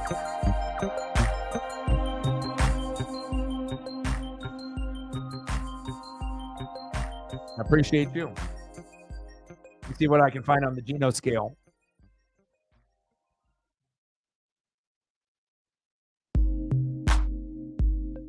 And I won't do any of the green because I know that kind of stuff gives you a headache. So your boy remembers.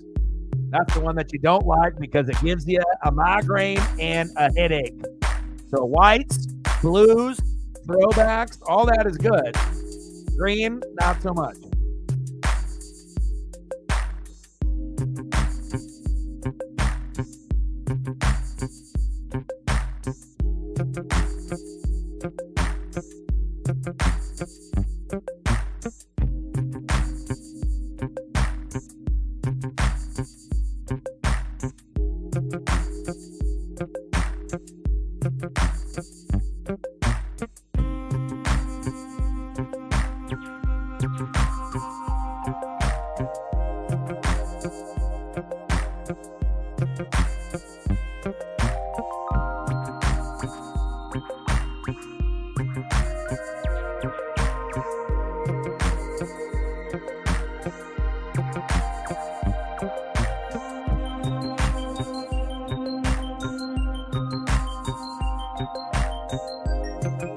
I got to hit you with one of the prettiest things I've ever seen.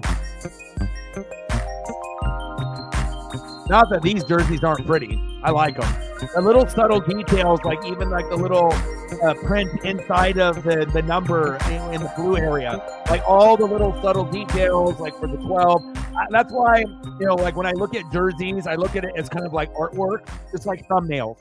I like to be able to see the little subtle details and the extra little things that you add on to a jersey, as long as it's not too much. It's the right amount of swag, and you're not trying to be too overbearing and having too many patches and too many things on the jersey. But those little subtle details, just like the little design, on the number in the blue with the green outline stitch. I mean, it's just beautiful. But this right here, woo! I mean, I don't know how many uniforms are better than this. I mean, the Kelly Green, Tampa Bay Buccaneer, creamsicles. There's so many throwbacks, the Houston Oilers and New England Patriots. But I'll tell you what, this is one of the best. I mean, they have the 80s version and the 90s throwback, right? But with the pants and the helmet to match the jersey, I mean, it all comes together so beautifully. Definitely, you could argue that this is the best combination or one of the best. I mean, I'm a Tampa fan, and I like this better than the Tampa stuff. The Tampa creamsicle stuff to me is like, I don't know. I don't really like orange that much. The white, if they ended up wearing the white with the orange outline of the number, I would be like, oh, like the Steve Young, Mitchell and Ness throwback. That's cool. But like the orange creamsicle is a little too orangey for me. Oh, Devils! Again. Wow. But again, I feel like the Kelly Greens for the Eagles are definitely top 5. I like the Houston Oilers look. I like the New England Patriots look when they were like that old school throwback. But something about the Seahawks 80s and 90s throwback, I mean, you can definitely, I don't care if you're from the Pacific Northwest or not. I mean, those look good.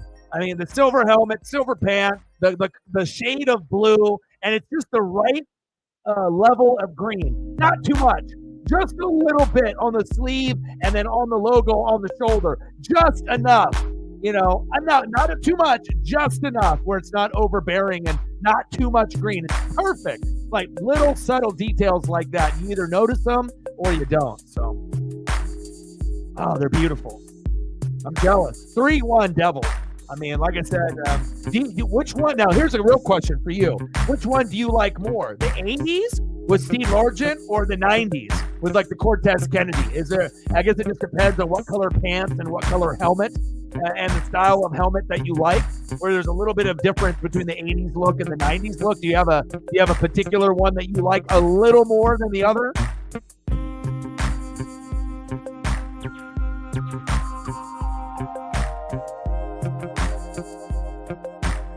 Yeah, and then the little design of the 12s on the. Yeah, I know. I mean, I read just like you. I'm always like, stats, analytics, and I love just going deeper, than anybody else that is willing to do, because I mean, this is my life. This is what I do. Like I want to be able to watch the film and read, see things from different points of view.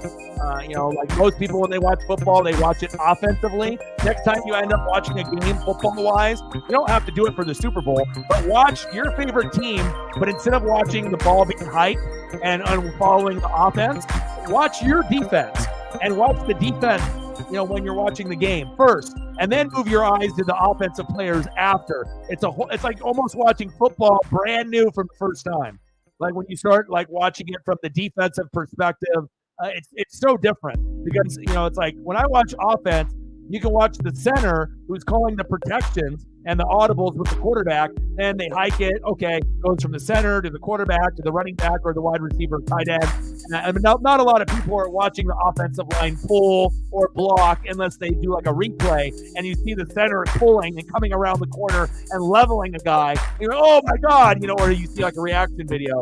But on the defensive side, when you can watch the linebackers, the leaders that are calling, the protections and like leading the defense, it's very mind-blowing to be able to see like who are the most athletic guys on defense that go sideline to sideline, like linebackers and safeties, and you start to appreciate more than just the famous D tackles and D ends that get all the love. You'll get more appreciation for the linebackers, the corners, the safeties, and coaching too. It's like I can watch a Super Bowl like 2 times, and it's like a different game. Once offensively, once defensively, and you'll pick up things that you missed, that first time around.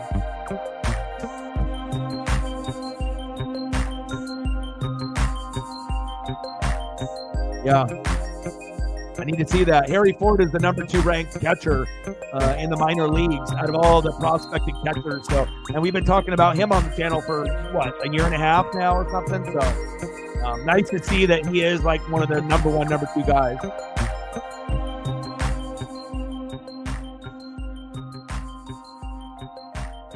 Oh yeah, and the thing is like with Nike, with the Seahawks and the Ducks, you're always going to see extra stuff in the collar, some type of date, some type of extra detail, extra patch, extra, win the day, little moniker. There's always going to be something extra that they put on the jerseys, and I love that. Pacific Northwest fans, we're built a little bit different, and then with the swag that we have with the uniforms, I mean, there's a reason why people like, the unis. Like, is every single person going to love every Ducks combination? No, but I know there's a lot of people that envy, what the Ducks bring to the table. So we're trendsetters in the game with the new technology, with the gloves and socks and the cleats and the jerseys, and then other people will, get those, for their teams if they're with Nike later. 3-1 Devils. We're halfway through the second period. I know Aiden and Odin are happy.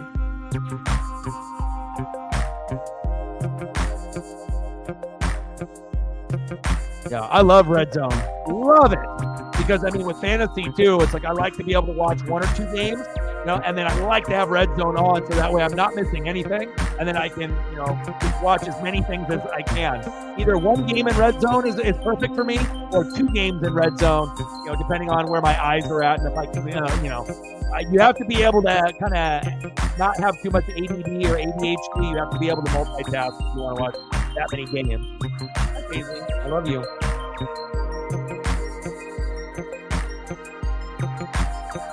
Oh, yeah, history definitely matters. Woo!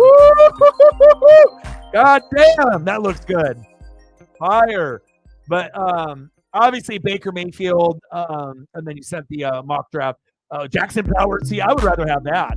Give me a guy that could be, playing with Tristan Wirfs and actually, having like a Ragnow for the Bucks. Like, Michael Penix Jr. is Michael Penix Jr. But again, he needs to be able to go somewhere where they have an offensive line. Minnesota would be a good fit if they can firm up that O-line, hit the Jetta, but I would love to be able to have that. Ooh, I just got my friend that sent me the new Mariner bobbleheads. No fly zone Julio. Oh my God, that's awesome. King Griffey Jr. Wall. There's a green one and a white jersey. Oh, that's cool. And the jersey.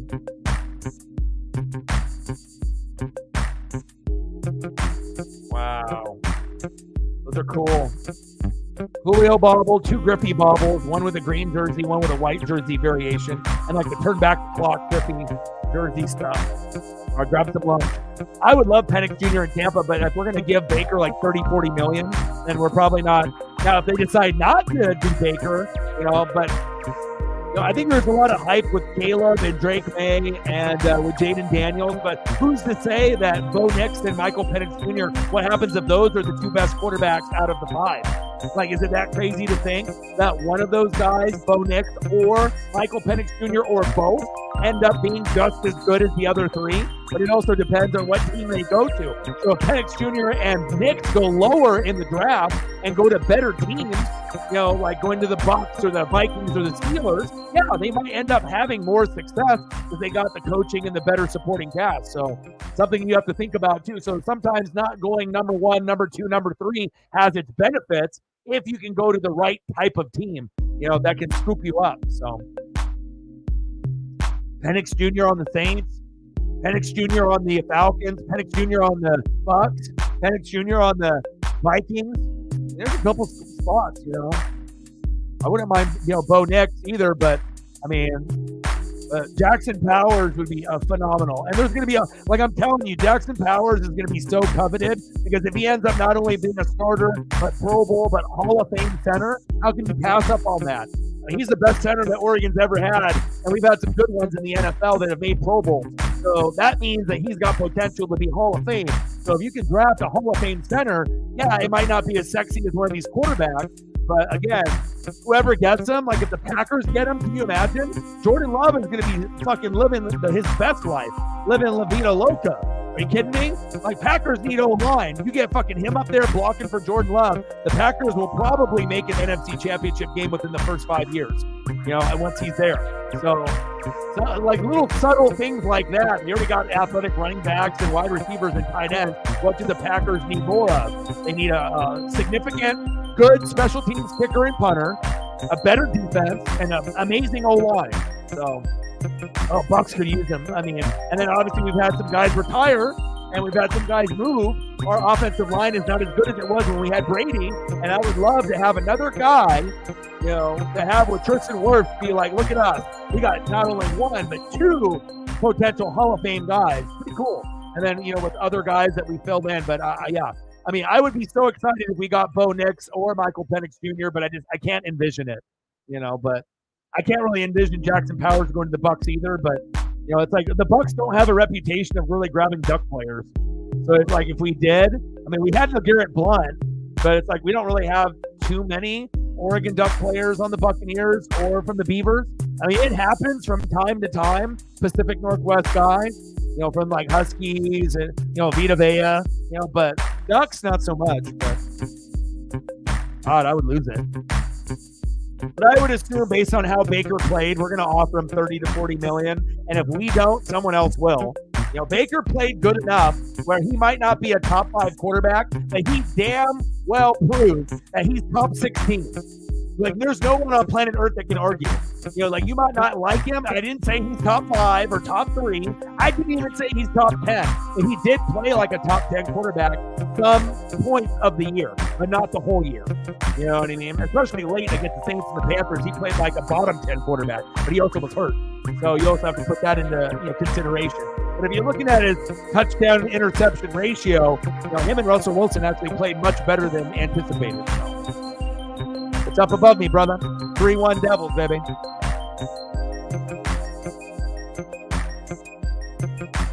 (3-1) Devils, and everything will be on the screen above me. Everything will be updated right there. So, no Jack Hughes, no problem. And hopefully we get another goal out of Jesper before it's over. Got you. And then once we get into intermission here, then we'll get some more photos for Megan and the others.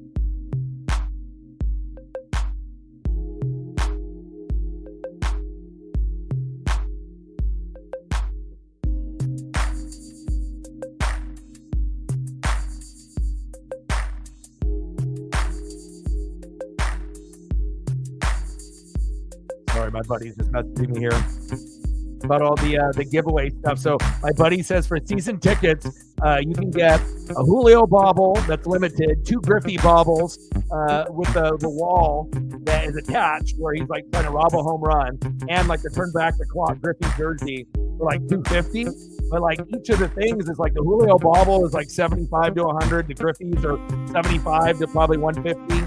The jersey's over 150. Like.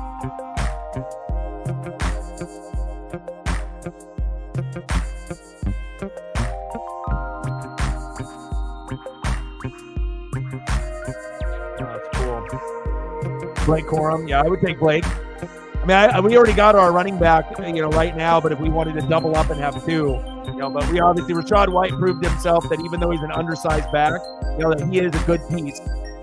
He might be more of a natural RB2, but he put up RB1 numbers, and if you actually looked at his numbers, running and receiving, he was like a top 5 back. So fantasy wise and in real life.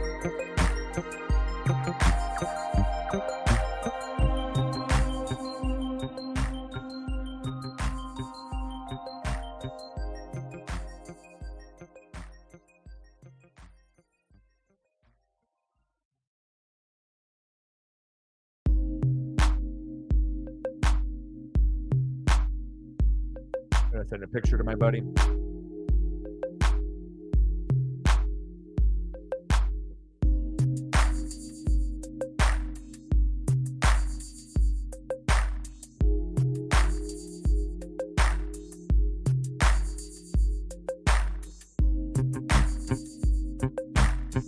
Harbaugh, yeah, I saw that. 3-1 Devils.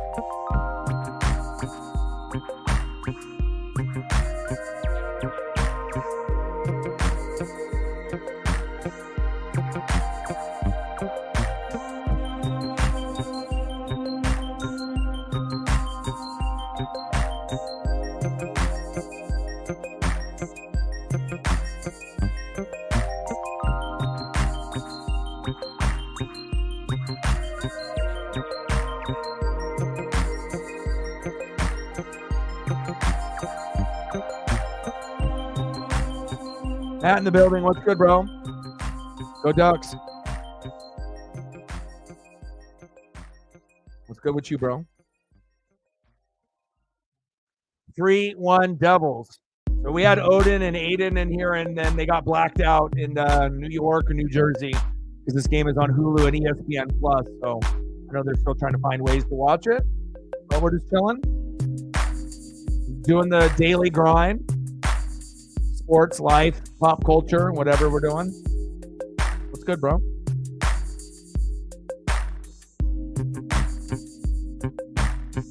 Good to hear. I'm glad that you're doing well. Got a chance to, go to the store, get some fruits. Me and Paisley went on a couple walks. We didn't get rained on. I got her some greenies and everything. So anytime we end up, getting the support, definitely it'll go towards, things like Paisley, which makes me happy. Got to get things paid off and obviously taking care of her and making sure she's happy is my number one priority. So Colorado power play. We got a minute left there, about 4 minutes left in the second period. 3-1 Devils. You let me know what you want to do for photos. I can throw up a few for you. If you got any Duck players or anybody that in the recruiting trail you want me to throw up, you got something, any new information on the recruiting trail, you let me know.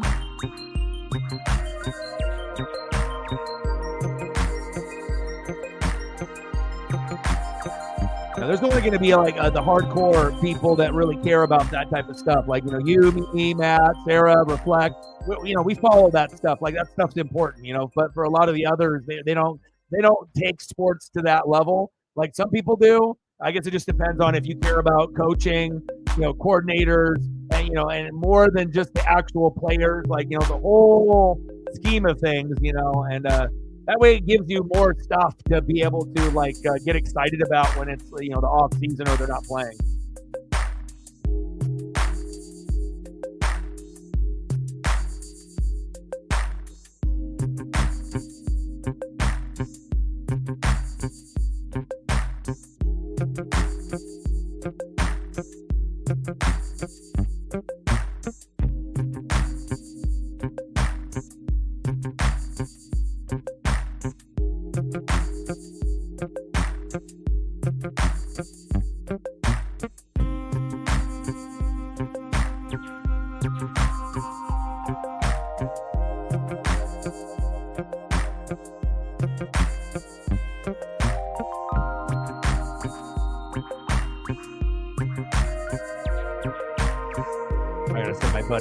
My buddy's sending me all this stuff about the Mariners tickets.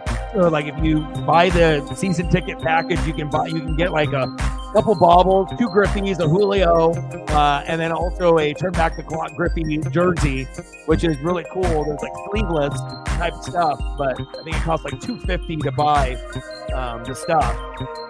But again, you're getting like a $75 to $100 Julio, a $75 to $100 Griffey, 2 of them, and then the jerseys one over $150. So you're getting what, maybe $75, and then what, $150, $225, plus a $150 jersey. So you're probably getting $375 worth of merch, or $400 for $250. And then if you don't want some of that stuff, you can sell it. So.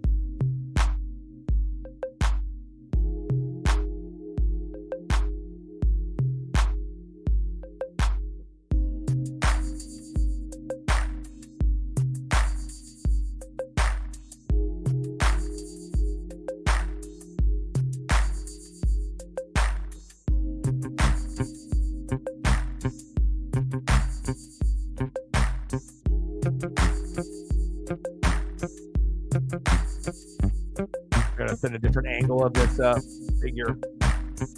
The McFarlane Griffey. It's like one of the most expensive McFarlane chases for like sports figures. Like the Brady snow piece is like usually over a $500 piece for a toy, which is a shitload. And then you got like other chases like Griffey and Jerry Rice that usually go for like $150 to $300.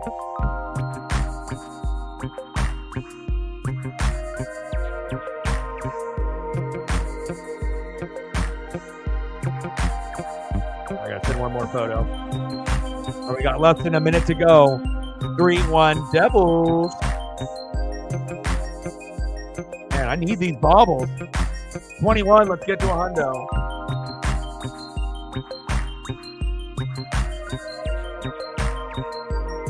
Like the Julio bauble looks dope.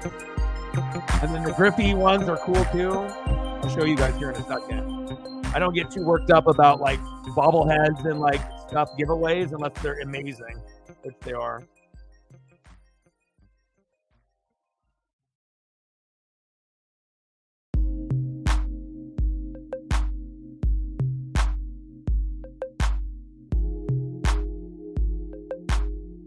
Got to send all the angles of the Griffey McFarlane. All right, let me see if I can save these photos that you sent. All right, save that. I want that. I want these.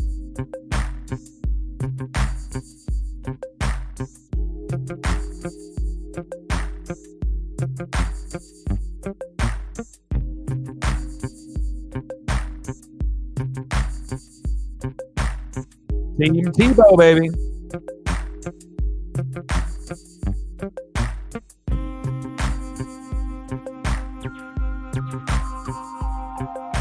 All right, we're at the intermission, end of the second period, 3-1 Devils. And here I sent the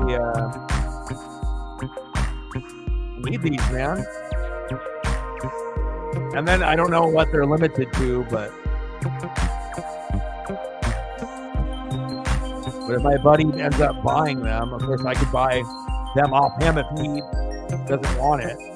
But obviously anything Mariners giveaway, I'm all over that. I go to games specifically to get the baubles because if you buy a $100 ticket, the bauble might be $100. So if you needed money, you could sell it on eBay and get $100. But a lot of them are going to be collectible, and you want to make sure that you keep them, especially if they're the early ones. I have the very first Julio bauble, and yeah, I'm not displaying it; it's still in the box. But that one is available that he can get with the package for this upcoming season. I want that, and then the Griffies are even better. So I like the no-fly zone pose because that's the pose he makes after he catches a foul ball and it goes to the end of the inning, or at the end of the game. And here are the Griffies. So you got like probably the rare version green one, and then you got maybe the common white one, or however it is. But obviously one's going to be more rare than the other. But these are like the pieces that I look for, like that. I need that. I need that.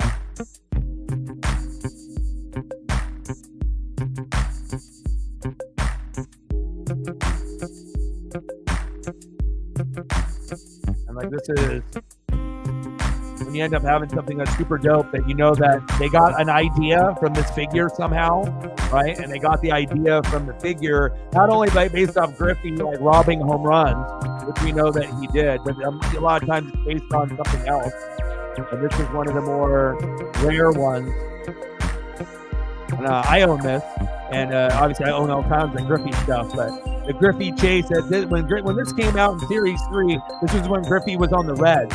So all the Cincinnati Reds ones looked like this. But if you were crafty enough, one out of every billion cases ended up having one of these. And then you got the Mariner version. It's got center shades, and then it's got the arm. It's actually got the wall inside of the package, so that way you can line it up. And he's actually robbing the home run. Incredible. This is one of the rarest and one of the more coveted McFarlane rare pieces. Super cool. Like my favorite is this one, and I got a Jerry Rice. It's supposed to be when he was on the Raiders against the Bucks, but then they did a 49er chase, because they knew that would be like one of the last times that they're going to be able to do the chase figure of the team that they were famous in, and they capitalized on that. And then, I got the Jerry Rice one too. I had to plug that one out of storage or out of the box and have it displayed. But I'm intrigued right now. I need these.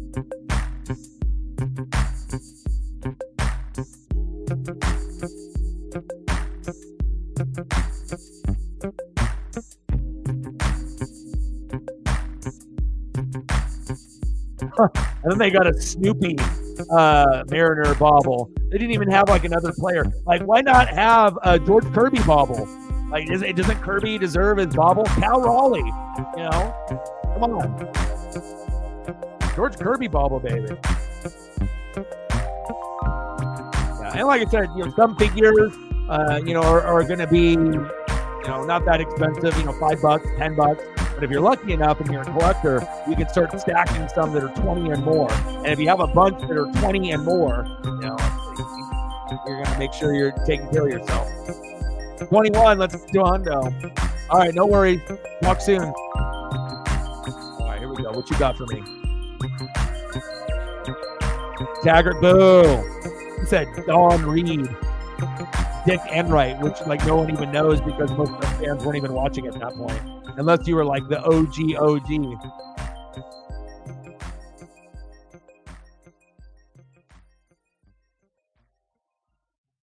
All right, Devils, 3-1. You guys let me know what you want to do for photos. We got one more period to go. Just start firing off whatever you guys want, and I got you. Maybe we'll do some Colorado, or maybe we'll do some Iowa Hawkeyes and some Oregon Ducks, right? I mean, I don't know because I didn't watch back then. I was born in 82, so you got to think for me, like I started watching like Beavs and Ducks, probably the earliest was in like the 80s, like, mid to late 80s. So 85 to 87, somewhere in that range, E40. Ooh. Yeah, I still, even though Good Morning Football and Traeger pisses me off, like I still watch it. Like I can't watch any other program. Like really, like Good Morning Football is like the only one that I can watch in entirety. And that's it. And then like even Pat McAfee, I can't watch from beginning to end anymore. It's still a good show, but it's like I get into these modes where I either watch Pat or I don't watch him at all. And then it's like either I'm watching Good Morning Football and Pat, or I'm just watching Good Morning Football and then I'm doing my own thing with Paisley and whatnot. Yeah, should we do that? Is that what you want to do? Is that your number one?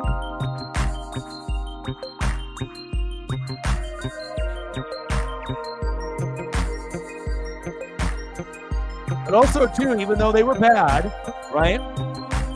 Like you don't realize like what kind of swag that you have when you come to Oregon.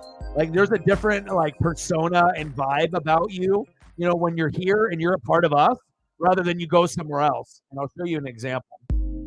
It's like anyone that comes in and rocks the green apple, right? If you rock what I rock, my favorite color, and you're rocking a fucking John Gruden, Chip Kelly visor, right? And you're not a visor guy, you still look good.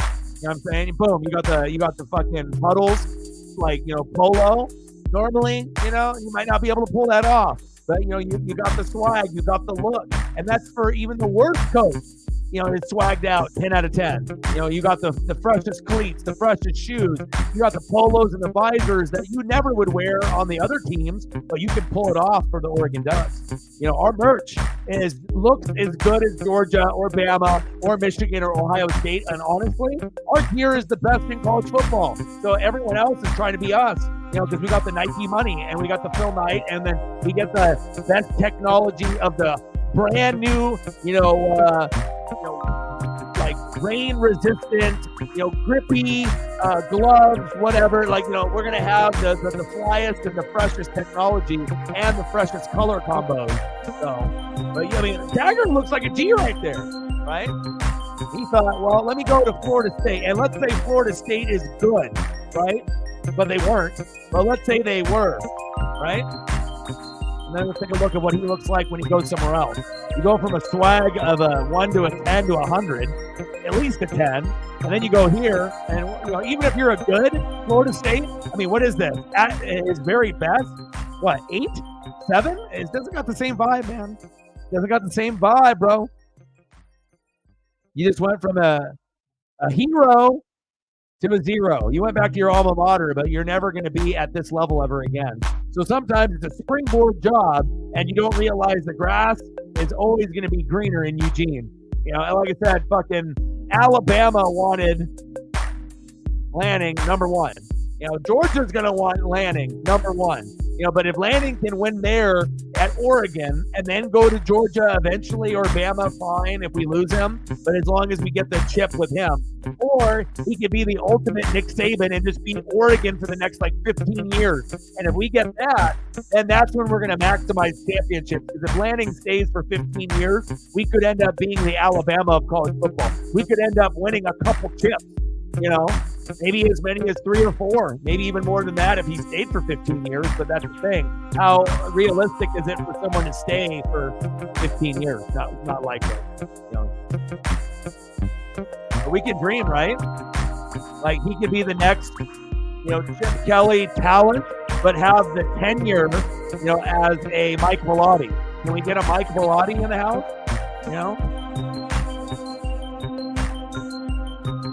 Mike Velotti, based off length of being with the team as like an OC or head coach, and then having results like Chip Kelly, but bigger.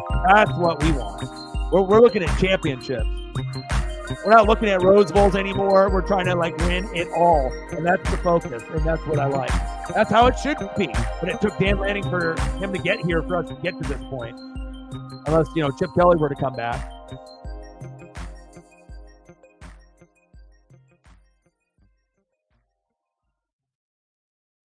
What you know about Lanning?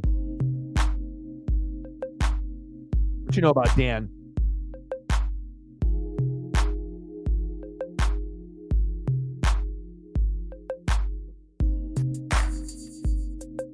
Yeah, but also it's like you're not going to have the same type of recruiting personnel, and obviously they didn't buy in. And it's like you either buy in and you feel like the passion and the connection with the players and the families and the moms and dads is real, or you're just like every other guy, And even though if at one point if Alabama and Georgia, specifically Kirby Smart, gets fired, who do you think the first guy that they're gonna want? If Alabama couldn't get him, maybe Georgia can. But besides Georgia, that's the only other spot that is going to be on Oregon's level or higher, Georgia. So if we can find a way for him not to want to go back to his alma mater and create something for his own at Oregon, then that's when we're going to be the king of college football.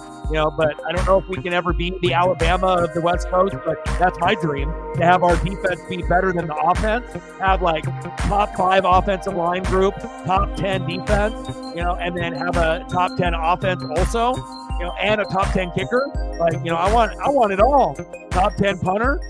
Not too much to ask, And I got excited when the Buccaneers won the 2 Super Bowls, but I think I would be more excited if the Ducks and the Mariners win championships, for me as a fan. Blazers, if they get it, but it's not going to mean the same. When we had the Drexler era, we went twice, lost to the Bad Boys and Rodman and Jordan. That time has come and gone. Bill Walton won it before I was born, but the Mariners and the Ducks winning in the Pacific Northwest would be fucking insane. I would go to Seattle for the parade. I wouldn't do that, for just any, team. But I would drive 3 hours, 3.5 hours, or take the train and do the parade if the Mariners won. And if the Ducks won, I would go to Eugene for sure. Because it's you want to make sure you're a part of history in moments like that. So Matt, get a job, get a computer, get a microphone, get some speakers. Your research and your love for everything else, ping pong, and then eventually we can talk some college football.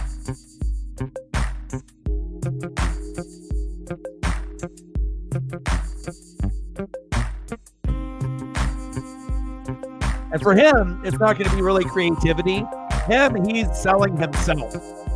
He's selling that he's passionate and he really wants to win there, and not only for the Ducks, but for his legacy. Let's not act like he's only doing it for Oregon. Yeah, he's trying to prove himself, to the haters and the people that say that he can't do it. But as you're looking at the college football history, he looks like he can do it just as good as anybody else. I mean, that's already won it, like Kirby Smart. But if you take Kirby out of the equation, Alabama, new coach. Michigan, new coach. So it's what is it? Ohio State, Oregon, Texas. Right? So it's if it's between Ohio State, Oregon, and Texas, why the fuck not us? Right? The landscape, that's what it looks like. Yes, there's going to be teams. Michigan will move up. They'll get a better coach. Alabama will get rid of that guy, DeBoa. They'll get someone better. They'll keep climbing. Maybe Deion Sanders will be on Alabama one day. Recruiting, right? So there could be a coach that might be a better coach, maybe like DeBoa, but if he doesn't get the recruits and they don't win, then they bring a guy like Deion in. Then you're going to get the ultimate recruits that just want to play for Deion, and then that might be where you want to go if you're Alabama. If you're Alabama, Deion would be one of the top 2 hires if you're not going to be able to get Lanning. So, you don't want to go into Saban's shoes. You want to be the next Saban, right?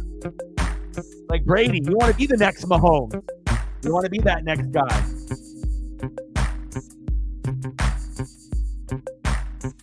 Yeah, but also it's not only the passion, but he's a good recruiter.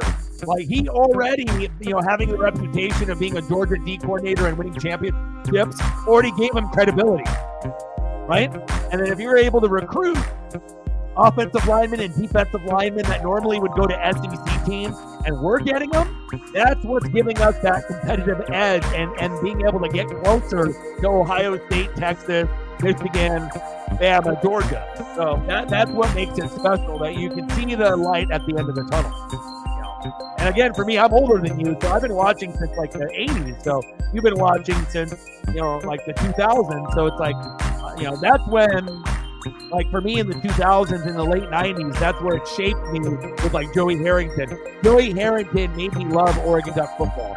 Joey Harrington made me want to go purchase, and go to Austin, and then obviously all the players after that. And I watched prior to Harrington, but nobody, captivated my, I wanted to be able to go deeper in Oregon football, but Joey Harrington was that guy for me. So that's why, I always will rock his jersey. And I got LaMichael and I got D'Anthony and Mariota and, Justin Herbert, but, you'll have those guys, Bo Nix, but it started for me, there was other quarterbacks that were, Chris Miller, Tony Graziani, there was others, Akili Smith, but Harrington was the first one that I was like, I really related and I vibed with him.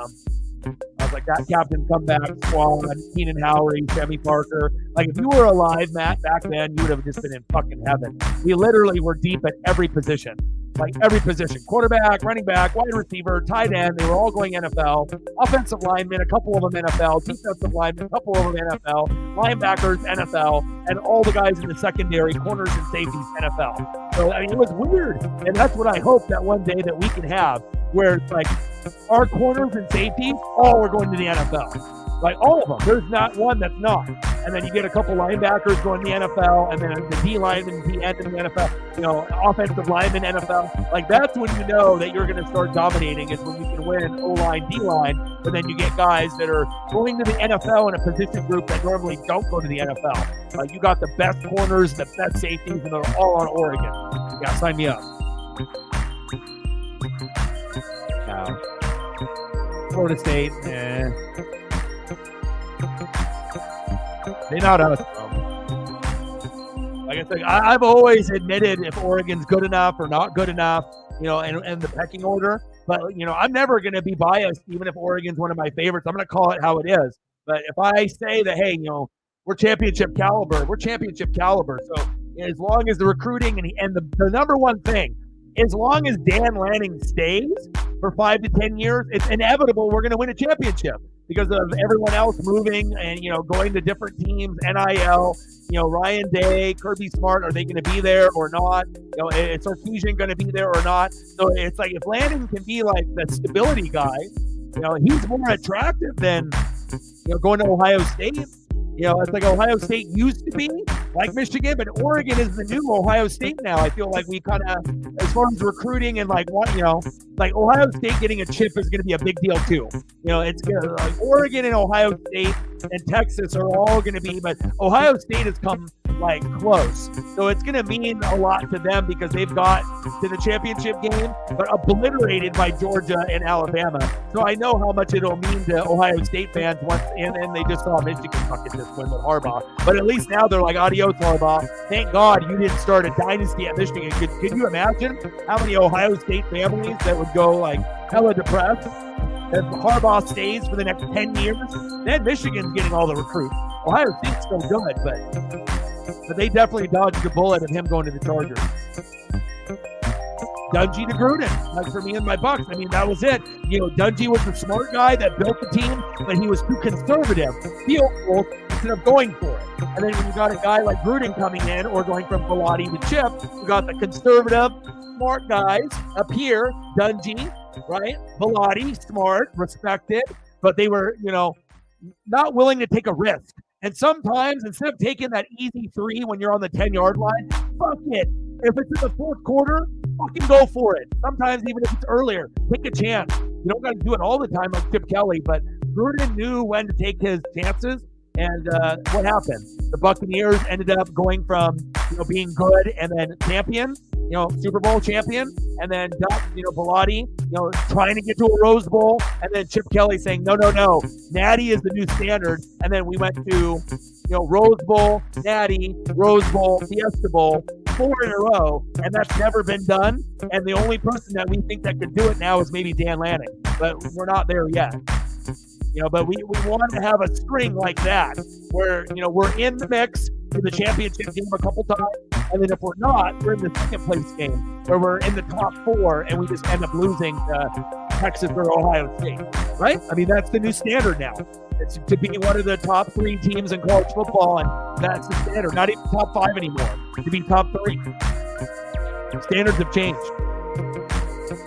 I mean, especially when you know greatness and if you've seen it before, I got to see Randy Johnson. I got to see Griffey. I got to see Edgar Martinez. I got to see Ichiro. They never got to win a championship, but I got to see what greatness looks like, and then being able to have a team, like what the Blazers had with Drexler and these Ducks teams. But the best team that we've ever had out of all the Oregon Duck teams, right? The Rose Bowl team was pretty good with Chip Kelly. That one was pretty good, but the best one that we've ever had was the Joey Harrington one. When we played Colorado, where we ended up being number 2 in the AP. We had Harrington, 2 running backs in the NFL, wide receivers in the NFL, tight ends in the NFL. I mean, like that was that group in that 3-year period. I think we had over 20 players in the NFL, in that 2 or 3 year period. It was both sides of the ball, and we whooped Colorado. But if we would have played Miami, we would have lost. But Nebraska ended up getting the ass whooping in that one, but at least we ended up finishing off as like that second place team in that second place game, and we obliterated them. A big reason why Joey got picked as high as he did. So. But I got mad love for Joey. You know what I mean? Like I still, had like an autographed mini helmet. Like, I still have his jersey. I ended up finding that really expensive white Nike stitched jersey that has his name stitched from Nike, and they only did that for a couple players in college football that year. A couple. Out of all the college football players, it was like only the Heisman guys, like very rare. And the green and black one is super common, and you can find that one pretty often. But the white, I don't know what that guy was thinking. Obviously, was that like an Ohio like garage sale or something? So someone in Ohio went to Oregon, and then ended up moving. But I was like, let me cash in on that $300 jersey for $30. Yes, please. 3-1 Devils. We're in the third period. Less than 17 minutes to go. Let's see if the Avs can get at least one for pride here with McKinnon.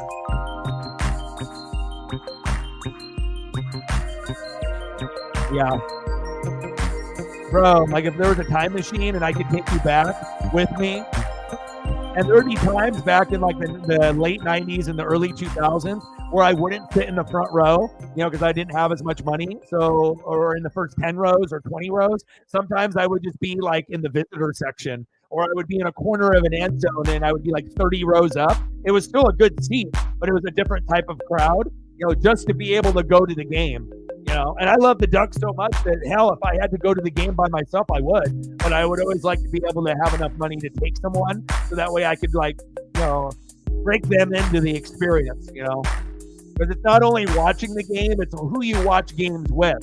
Not only like here on the channel, but like in person with your friends or family, or when you actually go to events. Those are the memories. Like me and Dave getting to go to, see the Buffaloes and Dion. That was a really cool gesture that we ended up having, from special people on the channel, and that was cool that I was able to do that. I mean, I've been so busy, and money is tight, and I mean, of course, if I had as much money, I mean, I would go to every home Duck game if it was like that. But it's like people don't realize when you pay for parking when you go to a Duck game, you're paying like $50, and even that's parking like a mile away from the stadium. Because that way that you get good access next to the bar, you can pull off onto the freeway and beat a lot of the traffic out. So it's like $50 for parking, and you got gas, whether you're driving or not. Then food, then beer, then liquor, and then snacks. So it's like every game you go to, not only do you have the tickets, then you got the extra expenses of everything else. And then if you want to buy something at the duck store, or from someone that's selling something on the side of the road or in a parking lot, next to the stadium, you got a holding penalty. But like whenever I like to go, I like to do the experience. And people are so like, they know I'm not famous down there and they know me, but it's kind of cool because I can go somewhere and sometimes you'll get like one of the vendors and like it'll be something for like Hennessy or Crown Royal Apple or something, and the guys just like giving away like free drinks to me, being the vendor, whether it's a girl and a dude, and like they're just stopping by to before the duck game to make sure that they're set up with their kegs and their taps and stuff. Like I've had that happen a couple times where I didn't even ask for anything and they just like hooked it up based on like my gear and the stuff that I was wearing, because I usually will go like Green Apple, top to bottom, shoes, sunglasses, jersey, gloves, chain, and then just being able to walk down to the front row, cheerleaders, behind the duck bench. You can hear the coaches, you can hear the players, you can hear the players on the sideline and on the field, cheerleaders, and then camera crew. So it's like when you get that experience getting on the Duck Vision board and then getting on national TV, it's a cool feeling. Especially if the Ducks end up winning the game, which we typically do. Yes, they are. I just wish Aiden and Odin were able to be in here and hang out.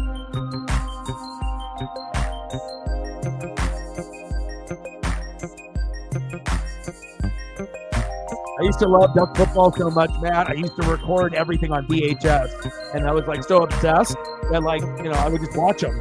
So I just like I get the Raw or the Nitro, like the old wrestling stuff from my other friends because I was poor and didn't have the cable.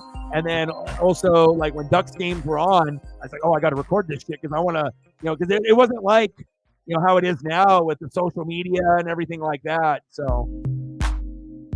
Like my VHS collection ended up being pretty good. Like old NBA All-Star games with like Kobe, early Shaq, and just like the good stuff from like the 80s and 90s or early 2000s. Damn right, we're going to be good. We're going to be damn good. We're coming in for the jugular. We're not coming in to get second place or third place. We're coming in to win it right away. And for the rest of so it's like, yes, we know it's Ohio State, Michigan, and it's their conference. But as soon as we win it the first time, that's not going to be the last time. And like I said, the main reason why we can act this way and feel this way is because of, the coach and the recruiting. If you don't have the coach and you don't have the recruiting, then it would be, yes, we would be third, fourth, fifth. But since the recruiting and the coach is there, and we're starting to land so many like top-notch people, it's getting a little ridiculous. Like if you actually pay attention to what we're getting, like our trajectory is as high as anybody in college football besides Georgia. That's fucking crazy. Like, I never thought we would be at the point where we would be like right there with Georgia and Ohio State and Michigan and Texas, and it's like, what could happen? But again, before we have to think about winning a championship, we got to win the Big Ten first, and then do baby steps. But I like the way, and it's not like Oregon moving forward is going to have a hard time getting a quarterback. Every year moving forward, we are going to get one of the top 10 quarterbacks in college football every year from here on out. So every year, we're not only going to get a 5-star guy from Oregon or California or Hawaii or Samoan, but we're also going to get transfer guys that are going to want to play for the Ducks. So, they might not be, transferring from like Alabama, but if there's a guy from South Carolina and he's got 4,000 yards and 50 touchdown passes and 9 picks, let's grab him and let's compare him with all the other guys, and maybe that's the next guy, like the Dylan Gabriel. Like, I'm not even worried after losing Bo Nix like normally I would be. I'd be like, damn it, like we might have an off year. Now it's like, all right, Rose Bowl Natty, Rose Bowl Natty, Rose Bowl Natty, Rose Bowl Natty, Natty, right?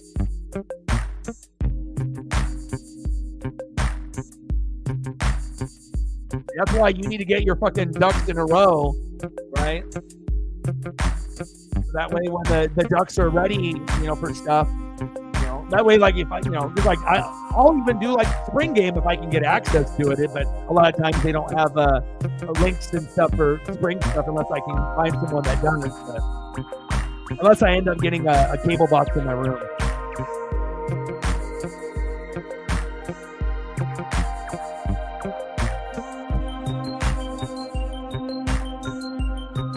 I got all kinds of duck stuff, man. So you would be the only one that would really appreciate all like the swag that I have too, like all the rare stuff, like the Oregon Ducks, Smoking the Bear cards from like '95, like Pilates, like first, second year, we went to the Rose Bowl in '94, and then like they're like all attached. I think there's 12 cards, or maybe there's 3, 3, and 3, maybe 18 cards. So there's 9 on the front, 9 on the back, and they're all attached on like one long uncut sheet. And they have like, cool, photo and then, graphic on it, and then flip it over on the back. It's got some amazing stuff on there too. Super rare. I've never, I've seen other years on eBay, but like stuff like that is like really coveted by me. Like that's something that you would cherish, and, and like you can get Oregon Duck college football cards of guys that are going to the NFL, like Mariota's autograph, and he's got his Duck, uniform on. But it's different when it's like uncirculated stuff, where it's like you had to have bought it or got it at the game that they gave it away in '95 for that one game, and that's it. And you had to have made sure that some kid didn't tear them up. And then individually make them the cards, or rip them up, or they ended up getting lost or ruined. So I'm always looking for stuff like that.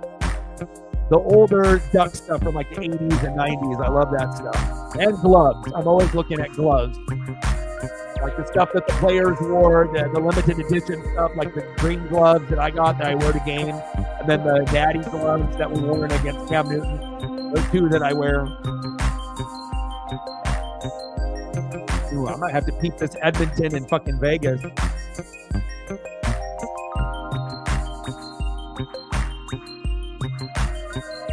me get a drink here real quick.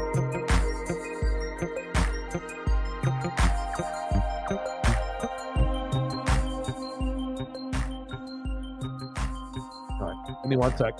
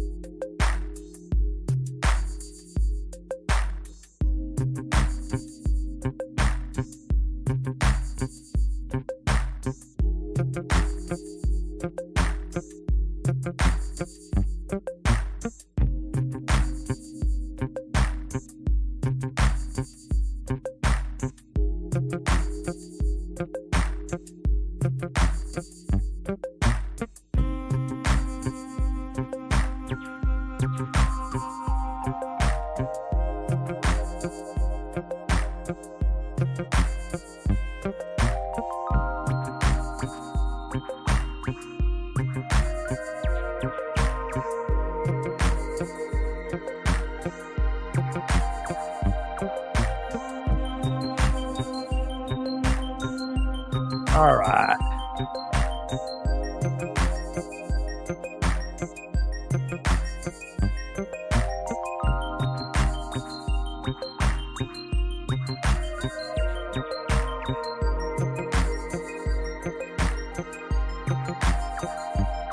Yeah, it's all about just being, consistent, and like I said, you've gotten more of a response, from, your stuff that you're putting out there than you ever thought. It's one thing I'm going to be able to, abs with a goal, 3-2, there we go. But, I'm always going to support you because I always support my friends. Like, I'm not a hater. Like, I always like to make sure that people feel like listened to. And especially if we have common interests, it's like you want to make sure you're boosting people up, not bringing people down. But, it's definitely, going to be harder. It's not easy to build, on like Twitter/X or, certain things. It takes time, you know what I mean? And stuff. And so you just got to keep up with it and stuff. And then eventually you can do, your little verbiage off a highlight, and you can add that instead of just words, you can add like highlights and then your opinion above it, and so that way they have something to look at besides just the words too,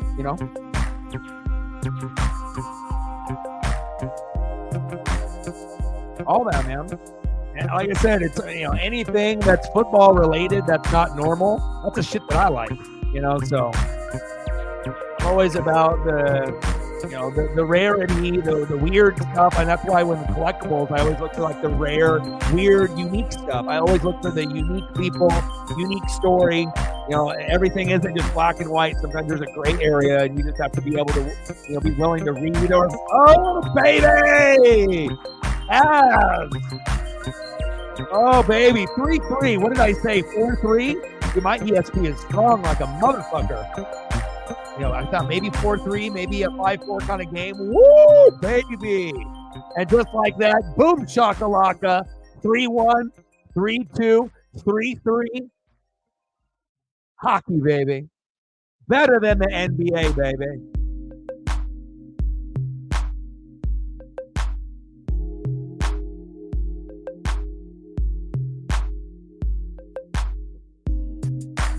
NASCAR, NHL, March Madness, MLB, Cactus League, Spring League. I'm ready. 4-on-4 with a 3-on-3.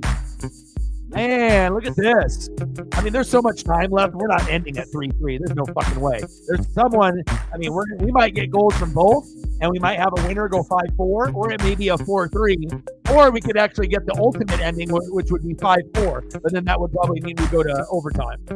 But we're at 3-3, and like I said, I was really open for a 4-3, 5-4 kind of game, which means, you get some defense, hopefully some fights, and then eventually you get scoring late to make it exciting, It's like if you're giving up goals late, you're not as mad. When you give up goals early in the first and second period, you pull your hair out. But when you give up goals in the third period, you're like, what? Fuck.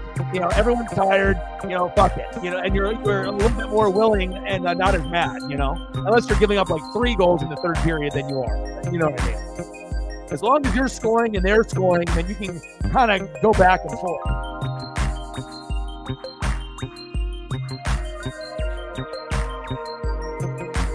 Plus, these are two good teams, too. I feel like my hockey knowledge, it's like I followed it heavy, then I stopped following it for about 10, 15 years, and now I've been following it again for, pretty heavy now for about a year and a half.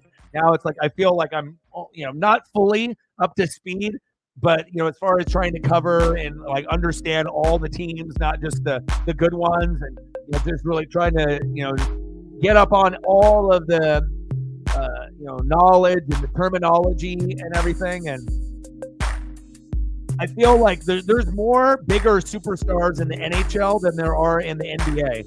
And, that's a problem. It's like normally the NBA is going to have more than, the MLB or the NHL, but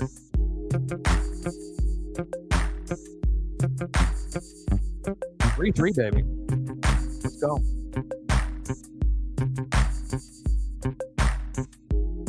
Well, you guys let me know what you want to see. Shout out to all the people watching on Twitter/X if you're taking care of your mental health. And that's why we come here, right?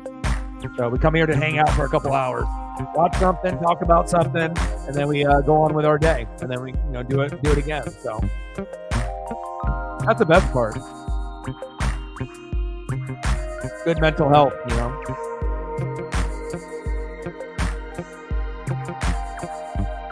Devils fans now getting worried. Rest in peace, Toby Keith.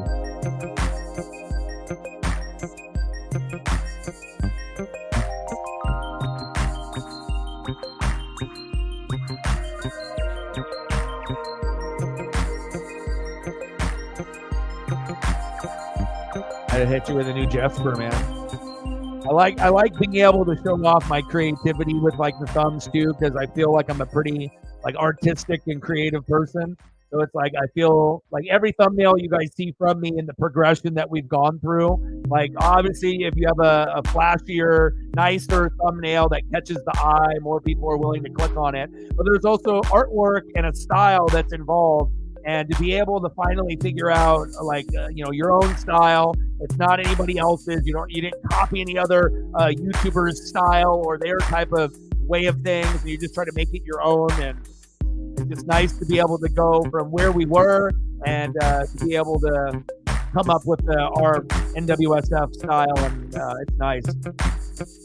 I'll just have to be. I got to grab more and more and more images. It takes time. Some of them, they're there for you. Some of them you got to create on your own.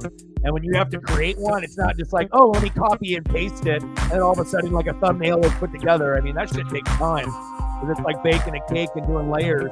So sometimes you're doing one layer for the logo, one layer for the player, one layer for the text, and then all of a sudden you're like, gosh, this is taking 30 minutes to an hour, or longer.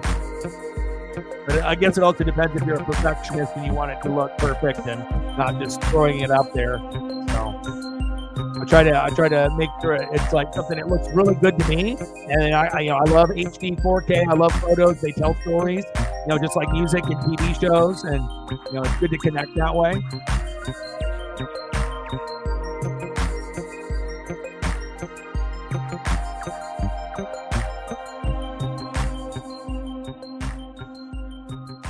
Oh, all the Brandon Cooks.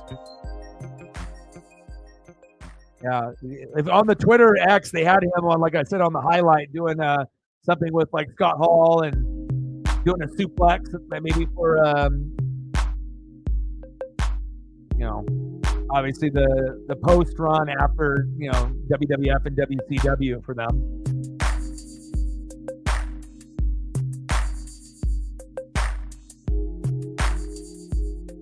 Jeddah, Michael Penix Jr. to Jeddah. He just looked, going from a purple uniform to a purple uniform and, just being a lefty, being kind of like the Miami Dolphins of the NFC. But that offensive line is just trash.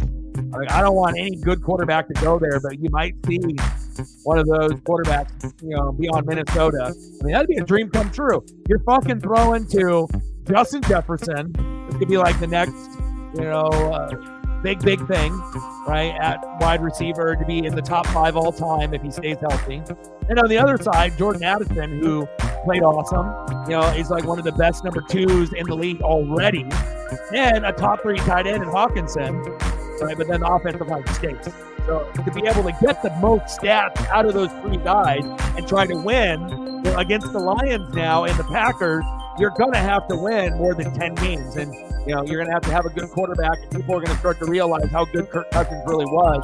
He might have not been able to win in prime time, like on Monday Night Football, but overall, touchdown to interception ratio, overall, yeah, he had some bad games, but that's what happens when you're not a top 10 quarterback and you're number 11, 12, 13, 14. And that's what normally he would be, like him and Carr and Tannehill. But as the years are going on, you're noticing that Cousins is better than Carr, Cousins is better than Tannehill. Maybe Cousins should have been the number 10 quarterback, but we always kind of put him outside because he couldn't win in prime time and kind of fucked up sometimes. But sometimes it wasn't just him. Sometimes it was bad coaching, bad play calling, shitty O-line. Maybe receiver dropped it, defense is ass. So we'll see where it goes. kid. I mean, if he was healthy, I'll take Cousins on Tampa. But I mean, essentially, if you're gonna take Cousins on Tampa, you might as well just re-sign Baker. He earned it. So Tampa's not an option, But I've always liked Cousins for Michigan State, and I feel that the true destination for Kirk Cousins to me, is that if something were to happen to Brock Purdy, him going to the Niners, because Kirk Cousins could be that guy that he might not be a top 5 quarterback, but on the Niners, he could have a top 10 season. And if he's like the number 10 quarterback, like a Brock Purdy, that maybe that would be good enough for the Niners to win the Super Bowl if they don't win it this year with Purdy. But I think Cousins would need to be around a really good supporting cast and a really good coach, and then he would be able to have one last run where maybe he could help a team win a Super Bowl or get close. He's talented. I would take him at Tampa earlier, if he was available a few years ago.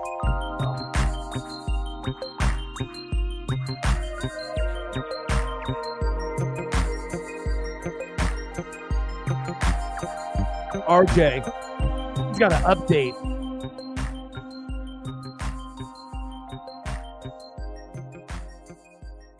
Columbus, huh?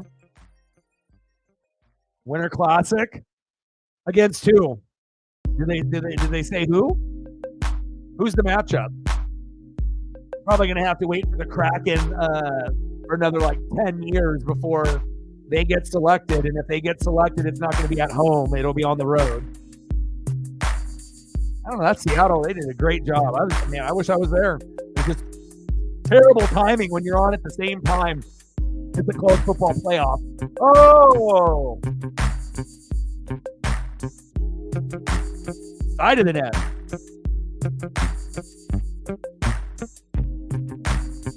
RJ's got the news. He's got the scoop. He's on it. All right, got less than a minute in this power play. We're knotted up at 3. I was hoping for a 4-3 game, and ironically, with sports gods, it's I don't know. I don't know if it's written. I don't know if we're in the Matrix, and what's going on. But sometimes you ask, and the sports gods will, let me receive. So, and I love that.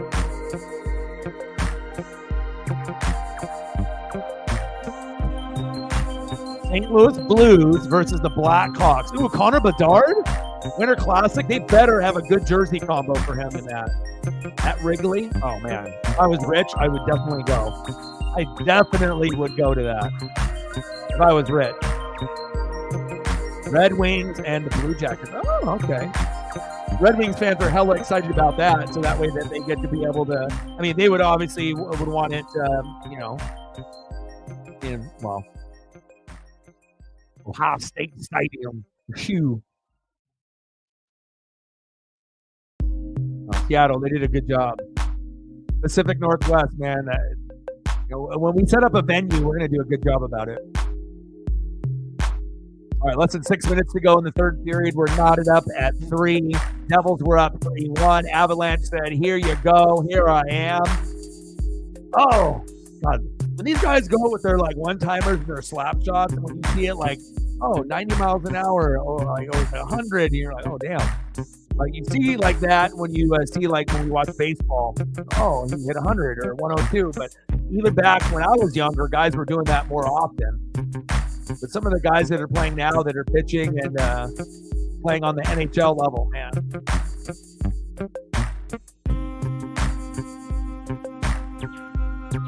All right, final 5 minutes. Let's go. 3-3. Dang, bye. Smash that shit. Tomorrow we're going to do the Stars. And it's not like I'm not retaining any knowledge on the NBA. I can still keep up with what's going on. But to be able to dive into a sport that I really did love and pay really strong attention to for a lot of years and then stopped and then came back into it, it feels really good to be on that level right now, especially where hockey is right now. And with Connor Bedard, and then as the next couple of years, we're going to have a few other phenoms. Exciting. All right, Stars, Maple Leafs tomorrow. What a save.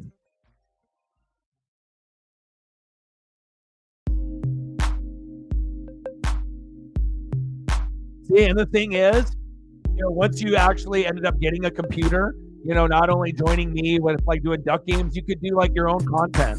You know what I mean? Like finding, like different route videos, and then you could edit it, and then like, ended up making like your own Matt Baden, reaction video to the route running highlights, and then figuring out how to work a computer, and you have to do it like I did. Like I didn't know how to do anything, and I'm self-taught. Like no one taught me anything, and I've had to build everything from ground zero to where I'm at now, 12 years later. So.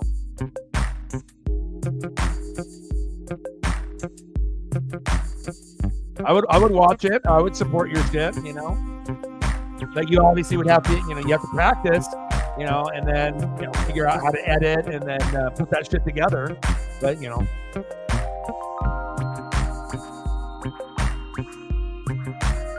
mean, if that's something that you wanted to do. And it doesn't have to be for everything. It could just be exclusively like Oregon Ducks and then, NFL route running or whatever. Oh, baby! What a save! NFL is 24/7, 365, bro. Everything is just every sport, every headline, every day. All I do is refresh. Refresh, read, refresh, watch film, refresh.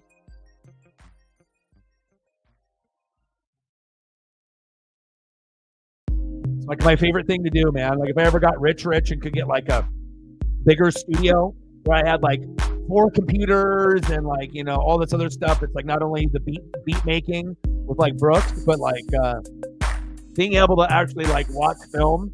Like, people when they're in the studio and they do like rap and they sing and they're in there for like 8 to 10 hours. I feel like, I could do that with like watching film and then, with the reading, because I mean, it's pretty much what I do. You just have to have more of a space and more film to be able to watch. Then you get smarter. Then you can come up with more predictions and then have ESP and then help people win money, and then you win money, and then there you go. It's like everyone's gonna have that lane of like something that they feel that they're better at than or something that they have an interest in too.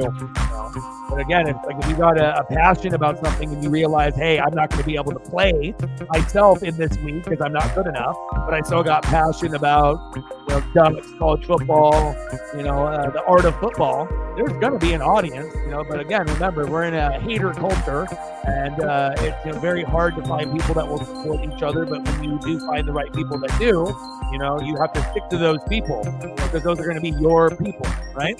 You want people that legitimately want you to win with no attachment. They just genuinely don't need anything back from you. If you make it big, like you just want people to, be successful and whatnot, right? Less than 3 minutes to go in the third. We're knotted up at 3, baby.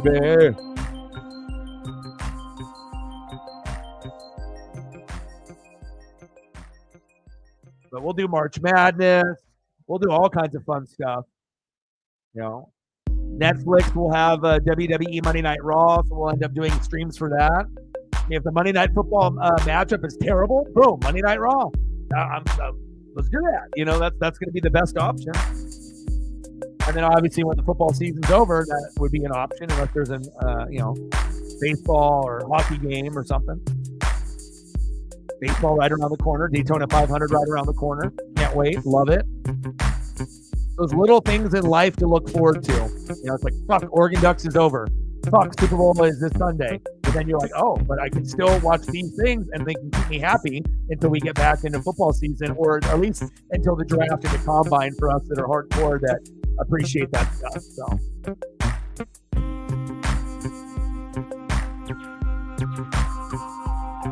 Oh!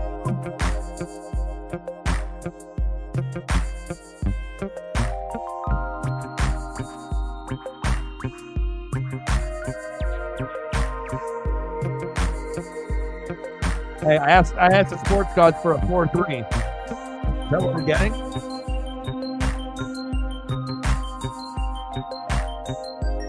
Wow.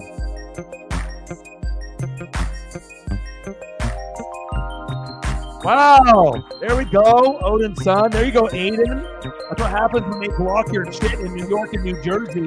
right? And then you have it on Hulu or ESPN Plus. There we go. You're up 3-1. And Uncle Mo ends up going to Colorado. Boom, 3-3. Right, eating chips off his chest, drinking 40s, and then all of a sudden, when it looks like, if we don't get something going here, we're going to lose. Boom shakalaka, Devils, bang.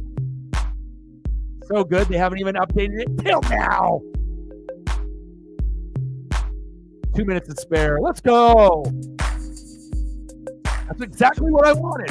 And it's creepy. And not very many people, are, unless you're here every day, with the ESP and, it's like we say it and then it happens. Like it's almost getting to a point where it's like creepy, where it's literally predictions are said and predictions are made not only like in advance, but sometimes the same stream just like a few minutes later or a few hours later if we're watching a game. But could end up being a 5-4 game. We'll see if it ends up being strictly 4-3 or if the Avs got anything left in the tank. If Nathan McKinnon wants to be a hero. John Marino, any relation to Dan with a wrister, Nico Hischier, Jesper Bratt with the assist. It's nice to be able to get comfortable with all the names too, just like when I used to buy the video games, and I literally knew, like, on a crazy level, like as much as the NFL player names, I was like that with the NHL name way back in the day. That's like almost every team. It's like that takes a lot of dedication. But again, we had Gretzky and Lemieux and Brett Hull and Patrick Waugh and Sakic and Yzerman, like Jaromir Jagr, Ray Bourque, Messier. There were just so many players that they were on so many different teams. There was chances are you were going to find something that you liked, and the video games were awesome back then. Less than a minute to go. See if the Devils can hang on.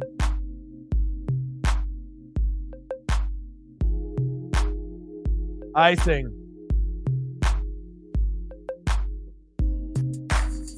And that's cool too about the Devils that I like, is that even with Odin and Aiden, right, they don't have their best player and they can still win and keep up at home and on the road against the elite team. That's when you know that you'll probably be in the playoffs if there's no significant injuries, and if the Devils do make it, and the goaltending is relatively good, that they could, with a healthy Jack Hughes, maybe go a little further than people think this year, next year, and beyond. So I like being able to watch more than just the Avs and the Vegas Golden Knights and the Stars. Now the Devils are like the fourth team, that we can do. So, and I don't mind doing blues for you and John, Sarah. It just depends if you guys like and actually watch them and care, or if it's just like, like I root for them, but it's not that big of a deal. We all have our pecking order for our teams. I imagine some people watch every Blues game, and some people are going to watch some. There's nothing wrong with that.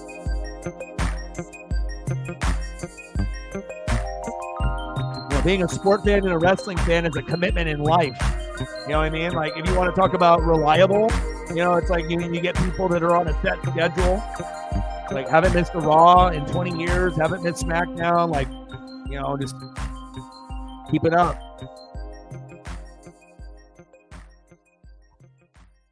Yeah, 7 seconds left. It looks like it. That's creepy. 4-3, and then it's 4-3. Like, exactly. What I need to do is be able to have the ESP to be able to say something and then have money to bet and then have it happen on the stream all at the same time. Be like, boom shakalaka, bet entered. I actually have money to do this, right? And then boom, prediction, and then boom, prediction, correct, and then boom shakalaka, money. And then we can do like giveaways. Win some money on a prediction, boom, here's a jersey. That's what I want to do. Wow. The exact score. That's crazy. My ESP is strong. There we go. Aiden. There you go. Odin. There you go.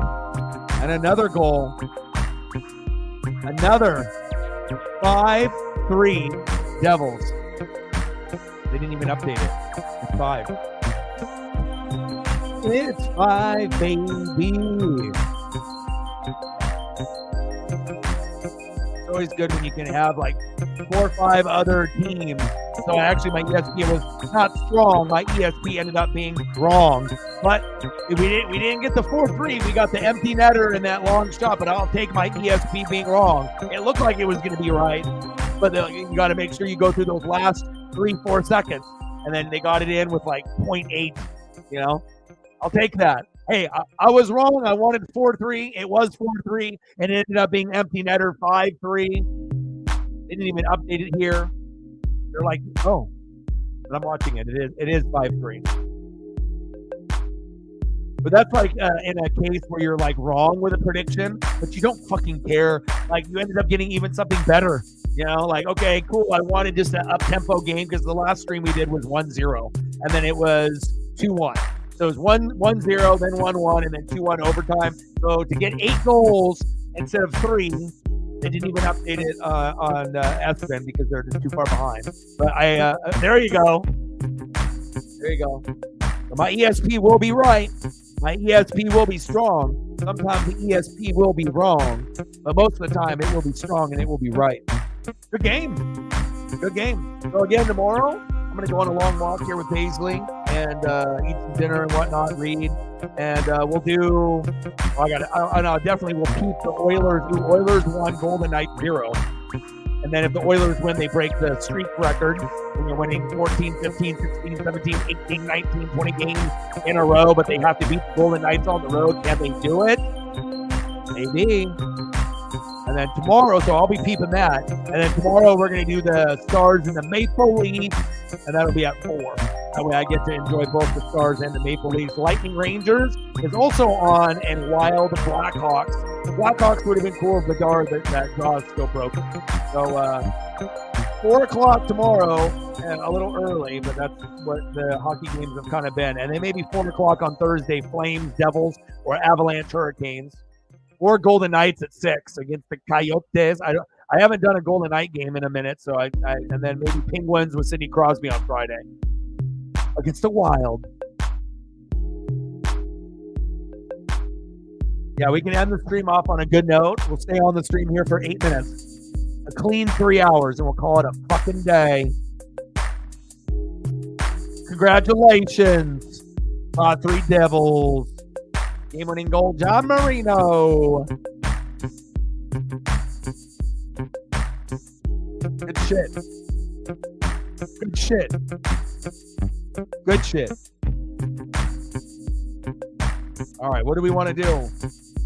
Pizza? Pizza sounds good. Let's do that.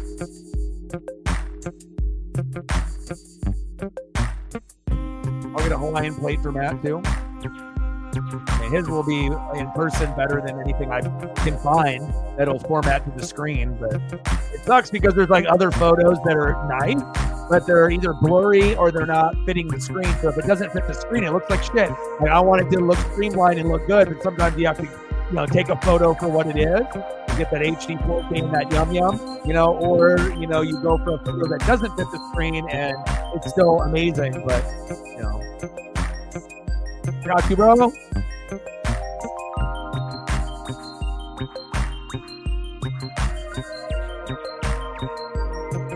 Take care of both y'all.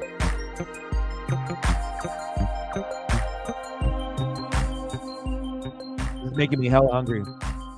I love the Hawaiian mac. I love white rice. Like, I literally could eat an insane amount of white rice every day and never get sick of it. Like, you can put soy sauce, you can do sweet and sour, you can eat it by itself. If it's made right, and you get the good sticky rice, I mean, it's addictive. Like, I feel like you could have like if I had a rice cooker, I would be in trouble, like my own. Like, I would be like making rice in the room while I'm streaming and stuff. I probably should do that one day, right? Like, oh, what is he doing? Oh, he's fucking making rice again. But I do like the culture, and I do like the way that it tastes, the flavors. I think like the Flavor Town, the portions, from on the shows that I've watched and the things that I've seen are always massive. compared to a lot of the places in the lower 48. So it's like you get a good, I mean, some places are more expensive than others, and Matt can obviously tell you. It doesn't matter. Money don't matter when it tastes good. So, and then if you get good portions, you might even get a little leftovers. Oh, I got you, bro. You already know. I got ESP, so I already know what to put in it.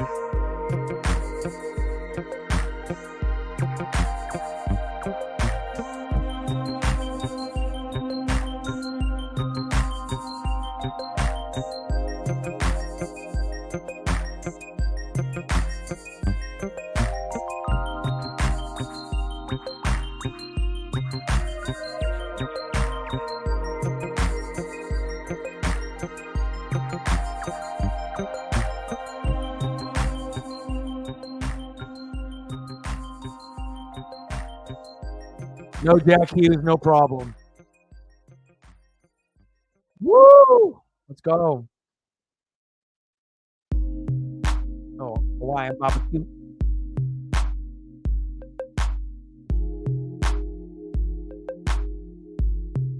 I gotta hit you with the pineapples though too.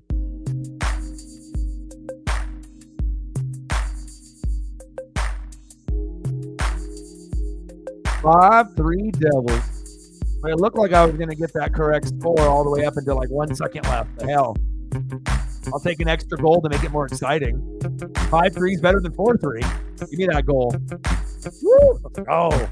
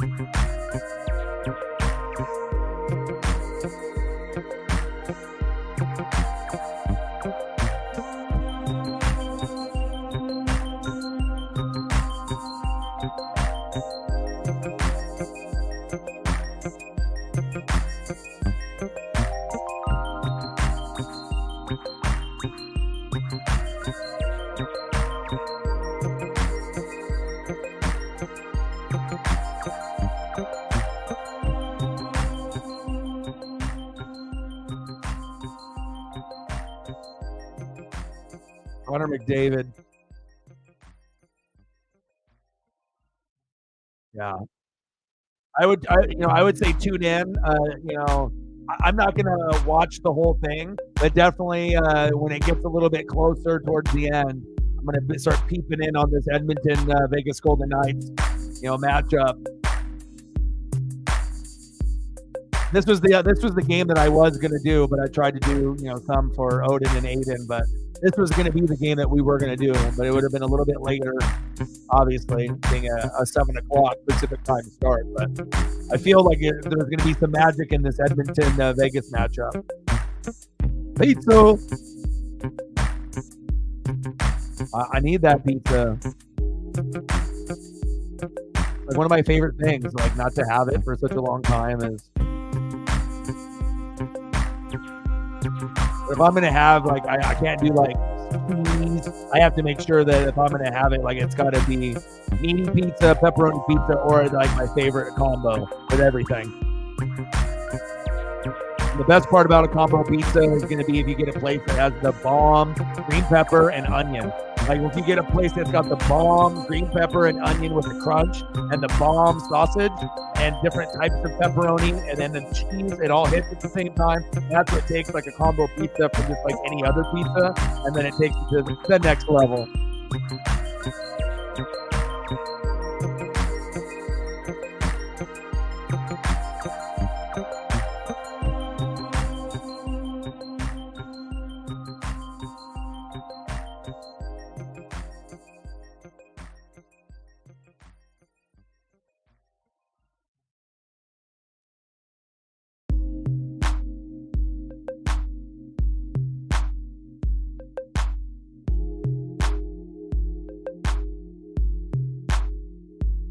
This photo is not going to fit. But when you look down at that pizza, okay, and you see Like, it just depends if you like green pepper or onion, but it's like, it's not too much, but it's enough in there where you're going to have a bite, and you're getting a lot of sausage. You're getting, just a little bit of everything, but you're going to be having more meaty pizza. Cheese is amazing, right? Like, this is my favorite. Like, this is literally a picture of my favorite. Like, there's others that are going to have like a better look, that you see on the internet. But as far as like what this tastes like, it's like heaven. Like, it's like the sausage flavor is not normal. And then the pepperoni and the cheese, and then again the crunch with the onion and the green pepper. Like, literally, if I eat this pizza, I don't know if there's a better feeling. Like, I can have tacos, I can have spaghetti, I can have Italian food, but I think this would make me the happiest because of having it as a kid. And like, they're still in business, and the recipe is still the same, and it's still named the King Arthur. King Arthur. Like, round table for the night. King Arthur special. It's amazing. It truly is.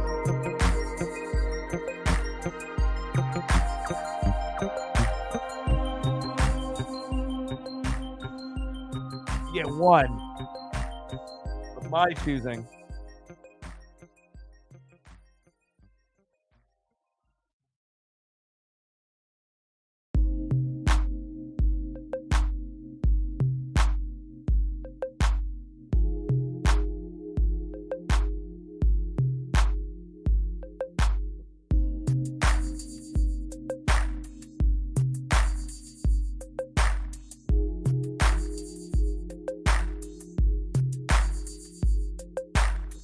Let's go down a little quick review. Rest in peace, Toby Keith. Passed away. Cancer sucks. Connor McDavid. Trying to do some big things against Vegas. He even looks good as an Oregon Duck. But he's no Dan Lanning. Who wants food? I do. What about you? Matt gets to eat this on the daily in Hawaii. Like, that's not even fair, bro. Not even fair. But I do like a good pizza. My favorite. There'll never be a pizza better than this for me. Ever in my entire life. Never. I can't even describe the taste unless like you eat the pizza with me. You're welcome. She likes pizza. She likes pizza and O-Dog. That O-Dog, I like him.